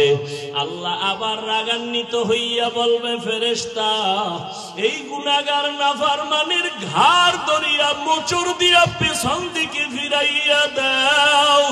ফেরেশতারা আল্লাহর হুকুম পাইয়া মোচড় দিয়া পেছন দিকে ফিরাইয়া এরপরে বলবে, দেখ জাহান্নামের আযাব কেমন। ওই আল্লাহর বান্দি কান্না করে, ওই বান্দির আল্লাহর আযাবের ভয় ওই জাহান্নামী যুবকের অন্তর হেদায়েতের আলো জ্বালায় দিল। ওই বান্দির কথায় পড়িয়া ওই জিনাকার যুবক বলে, আমার জন্য দোয়া করিও, আমি আর কোনোদিন জিনা করব না। এমন ভাবে তওবা করিয়া রাতের বেলা সেজদায় গিয়া কান্না শুরু করলো, আল্লাহ আমি তোমারে চিনতে পারি নাই। ও আল্লাহ, তোমার দেওয়া নিয়ামত খাইয়া কত গুনাহ করেছি। ওরে ওই কবরে আমার আজকে দুনিয়াতে টাকা পয়সা বাড়ি গাড়ির অভাব নাই, কিন্তু আজকে আমার মরণ হয়ে গেলে আমি একা, আমার ডানে মাটি বামে মাটি আর কিছুই নাই। সাদা কাফনের প্যাকেট বানাই আমারে কবরে রাখবে। এইভাবে কান্না করিয়া তওবা করে ফেললো। আর ওই আবেদা আল্লাহর বান্দি টাকা নিয়ে বাড়ি চলে গেল। ওই জাহান্নামী জিনাকার এমন ভাবে তওবা করে ফেললো, কিছুদিন অসুস্থ থাকিয়া দুনিয়া থেকে আল্লাহর বান্দা বিদায় হয়ে গেল। ওই সময় নবী হাদিসে লেখছেন, ওই সময় ভালো মানুষ যদি মারা যাইতো, তার বাড়ির দরওয়াজার মেইন গেইটে একটা লেখা উঠা থাকতো। কে লেখতো কেউ জানতো না। ভালো থাকলে লেখা থাকতো লোকটা বড় ভালো, আবার গুনাহ নিয়ে কবরে গেলে লেখা থাকতো বাড়ির গেইটে লোকটা বড় খারাপ। ওই আল্লাহর বান্দা যখন দুনিয়া থেকে বিদায় হয়ে গেল, এলাকার সবাই বড় খুশি।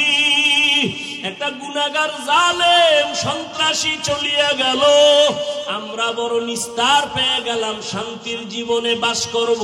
কিন্তু সবাই রওয়ানা, বাড়ির দরজার গেইটে কি লেখা আছে দেখবো। সবাই বাড়ির গেইটে গিয়া তাকায় দেখে আরবি একটা শব্দ লেখা, হাদিসের ভাষা। নবী হাদিসে বলেন, ওই বাড়ির গেইটে গিয়া লেখা দেখে সবাই আরবিতে লেখা, কদ গফারাল্লাহু লিল কিফলি। ওই বান্দার নাম কিফলুন। ওই বান্দার কিফলি নামের বান্দার নামে আরবি লেখা, কদ গফারাল্লাহু লাকা লিল কিফল। এই লেখা দেখা মানি হলো আল্লাহর ঘোষণা, ওই বান্দা তোমার জীবনের গুনাহ মাফ হয়ে গেছে। আল্লাহ তোমাকে মাফ করে দিছে ও কিফলি নামের বান্দা। কদ গফারাল্লাহু লাকা কদ গফারাল্লাহু লিল কিফল। এই লেখা দেখা মানুষ পেরেশান হয়ে গেল।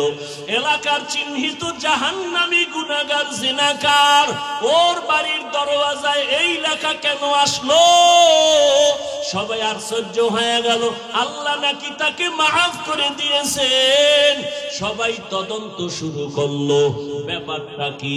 খুঁজতে খুঁজতে খুঁজতে খুঁজতে পাইল ওই আবেদা মহিলার ঘটনা। সবাই মহিলার বাড়ি চলে গেল। মহিলাকে আইনা ওই বাড়ির দরজায় দাঁড় করাইয়া এরপরে সব ঘটনা শুনলো। মহিলা ডাক দিয়া কয়, আমি আল্লাহর একজন গুনাহগার বান্দি, জীবনে আমার শরীর কেউ টাচ করে নাই বেগানা, আমি চোখ দিয়ে কোনো বেগানা দেখি নাই, আমি গুনাহ করি নাই। সন্তানের ক্ষুধার তৃষ্ণা মিটাইতে এই জিনাকারের বাড়ি আসছি, টাকা দেওয়ার শর্তে আমারে রাতের বেলা ব্যবহার করবে। আমাকে রুমের মধ্যে যখন ঢুকাইছে আমি কান্না শুরু করে দিছি আল্লাহর আযাবের ভয়, আল্লাহর আযাবের ভয়। আল্লাহ কোরআনে ওয়াদা করেন, যারা আমার আদালতে দাঁড়াইয়া হিসাব দেওয়ার ভয়, যারা গুনাহ থেকে নিজেকে বাঁচাবে, তওবা করবে, আল্লাহর কাছে বলবে, হে মালিক আমার মতো গুনাহগার কেউ নাই, আজকে থেকে তওবা করলাম, আর চোখের গুনাহ করব না, জবানের গুনাহ করব না, হাতের গুনাহ করব না, অন্তরের কল্পনায় গুনাহ করব না।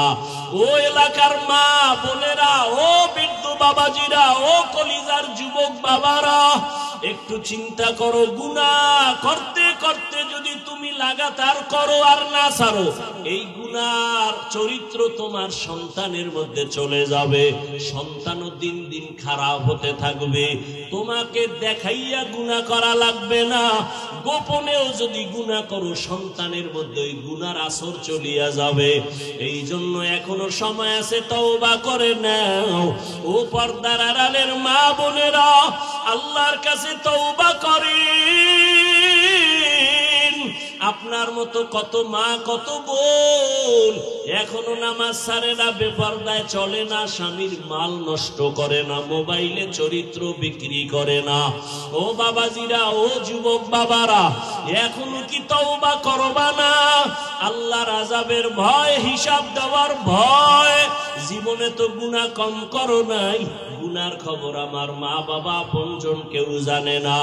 আল্লাহ জানিয়াও রাগ করে সম্মানের জায়গা থেকে ফালাইয়া দেয় নাই। এখনো তওবা করো আর মনে মনে আমার আল্লাহকে ডাকো। ও দয়ার মালিক, জীবনে কত গুনাহ করেছি আমার কেউ জানে না, মাওলা তুমি জানিয়া রাগ কইরা সম্মানের জায়গা থেকে ফালাইয়া দাও নাই। ও আল্লাহ, গুনার কারণে তুমি খানা বন্ধ করো নাই, গুনার কারণে তুমি কারো সামনে ইজ্জত নষ্ট করো নাই। আজকে থেকে তওবা করলাম, আর গুনাহ করব না। দুনিয়াতে একটা বেতের বাড়ি সইতে পারি না, একটা মশার কামড় সইতে পারি না। ওরে গুনাহ নিয়ে কবরে গেলে জাহান্নামের গরম, ওই কবরে মাটির চাপ, সাপ বিচ্ছুর কামড় কেমনে সহ্য করবা? তওবা করার মতো যদি কারো অন্তর তৈরি হয়, গুনার কারণে দিলটা পাথর, চোখে পানি নাই, অথচ আল্লাহ কোরআনে বলেন, সুম্মা কাসাত কুলুবুকুম মিন বাদি যালিকা ফাহিয়া কাল হিজারা আও আশাদ্দু কাসওয়া ওয়া ইন্না মিনাল হিজারাতি লামা ইয়াতাফাজ্জারু মিনহুল আনহার ওয়া ইন্না মিনহা লামা ইয়াশাক্কাকু ফায়াখরুজু মিনহুল মা ওয়া ইন্না মিনহা লামা ইয়াহবিতু মিন খাশিয়াতিল্লাহ ওয়া মাল্লাহু বিগাফিলিন আম্মা তা'মালুন। আল্লাহ কোরআনে বলে, ও মানুষ, তোদের কলব কেন এত শক্ত? পাথরের থেকেও কি শক্ত হয়ে গেল? অথচ জাহান্নামের আযাবের ভয়। কত পাথর কান্না করে ঝর্ণা ধারা প্রবাহিত করেছে, ওই যে পাথরগুলো পানি ফেলে ঝর্ণার মতো। আল্লাহ কোরআনে বলে, ওরা পানি ফেলে না, জাহান্নামের আযাবের ভয় কান্না করে।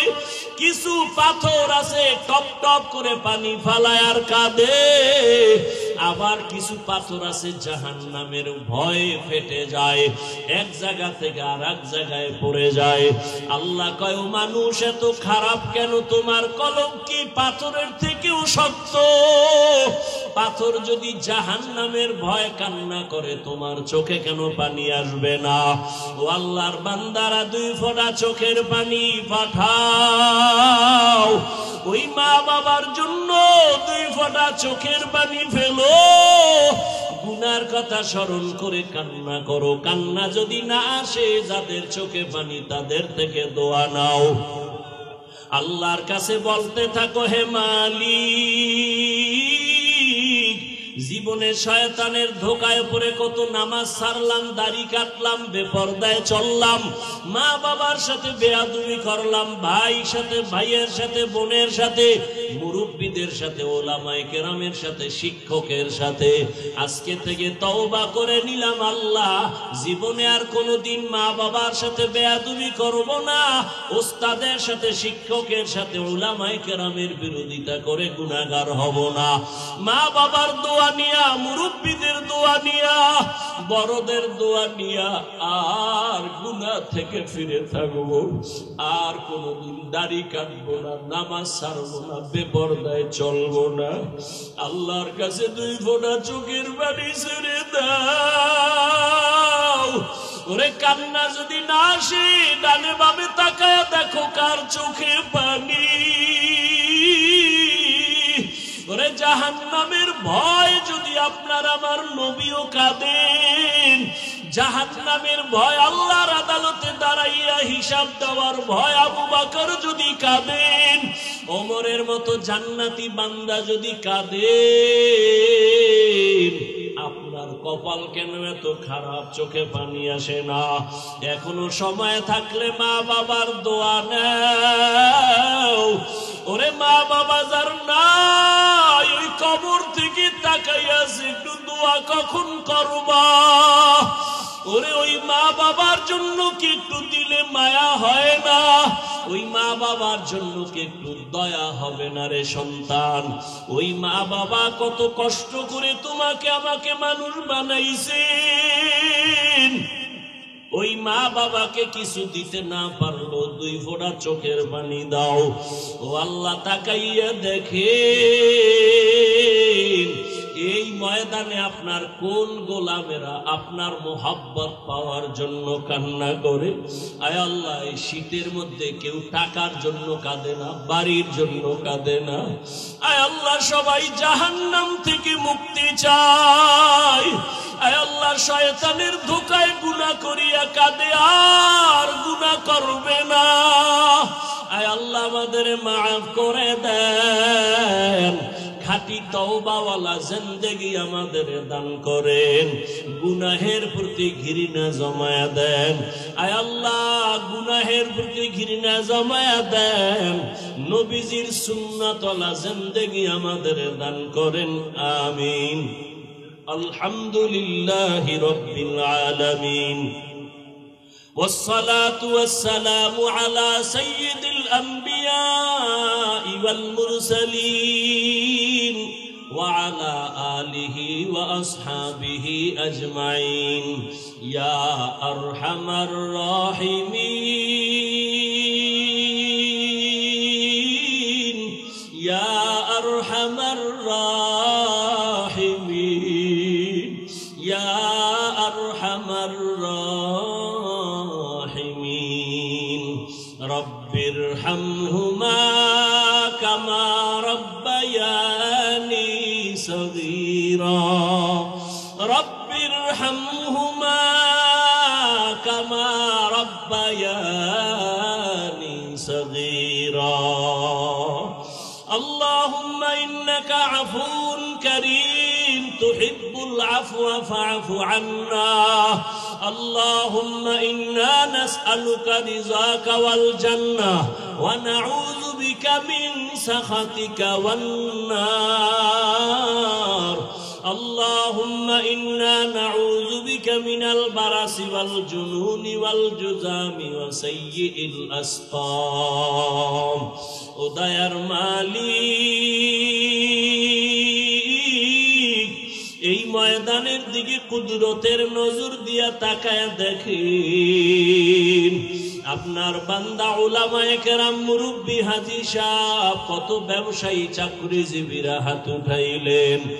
আয় আল্লাহ, পর্দার আড়ালে কত মা, কত বোনেরা হাত তুলেছেন। আমার কলিজার কত যুবক, কত ছাত্র ভাই আপনার দরওয়াজায় হাজির। এই গভীর রাত্রে বাড়িওয়ালাদের দরজাগুলো বন্ধ হয়ে গেছে। ও আল্লাহ, আপনার দরওয়াজা তো বন্ধ নাই, আমরা সবাই তওবার নিয়তে আপনার দরওয়াজায় আসছি। গুনাহ করিয়া জীবনটা নাপাক করেছি, আর গুনাহ করব না রে আল্লাহ, আর গুনাহ করব না রে আল্লাহ। এ জীবনে না করিলাম বান্দেগি, গুনাহ করে কাটাইলাম জিন্দেগি, গুনাহ করে কাটাইলাম জিন্দেগি। তওবা করে আবার তওবা ভাঙ্গি না, তওবা করে আবার তওবা ভাঙ্গি না। অবশেষে খাঁটি তওবা করিলাম, সকলেরই দরজা হইতে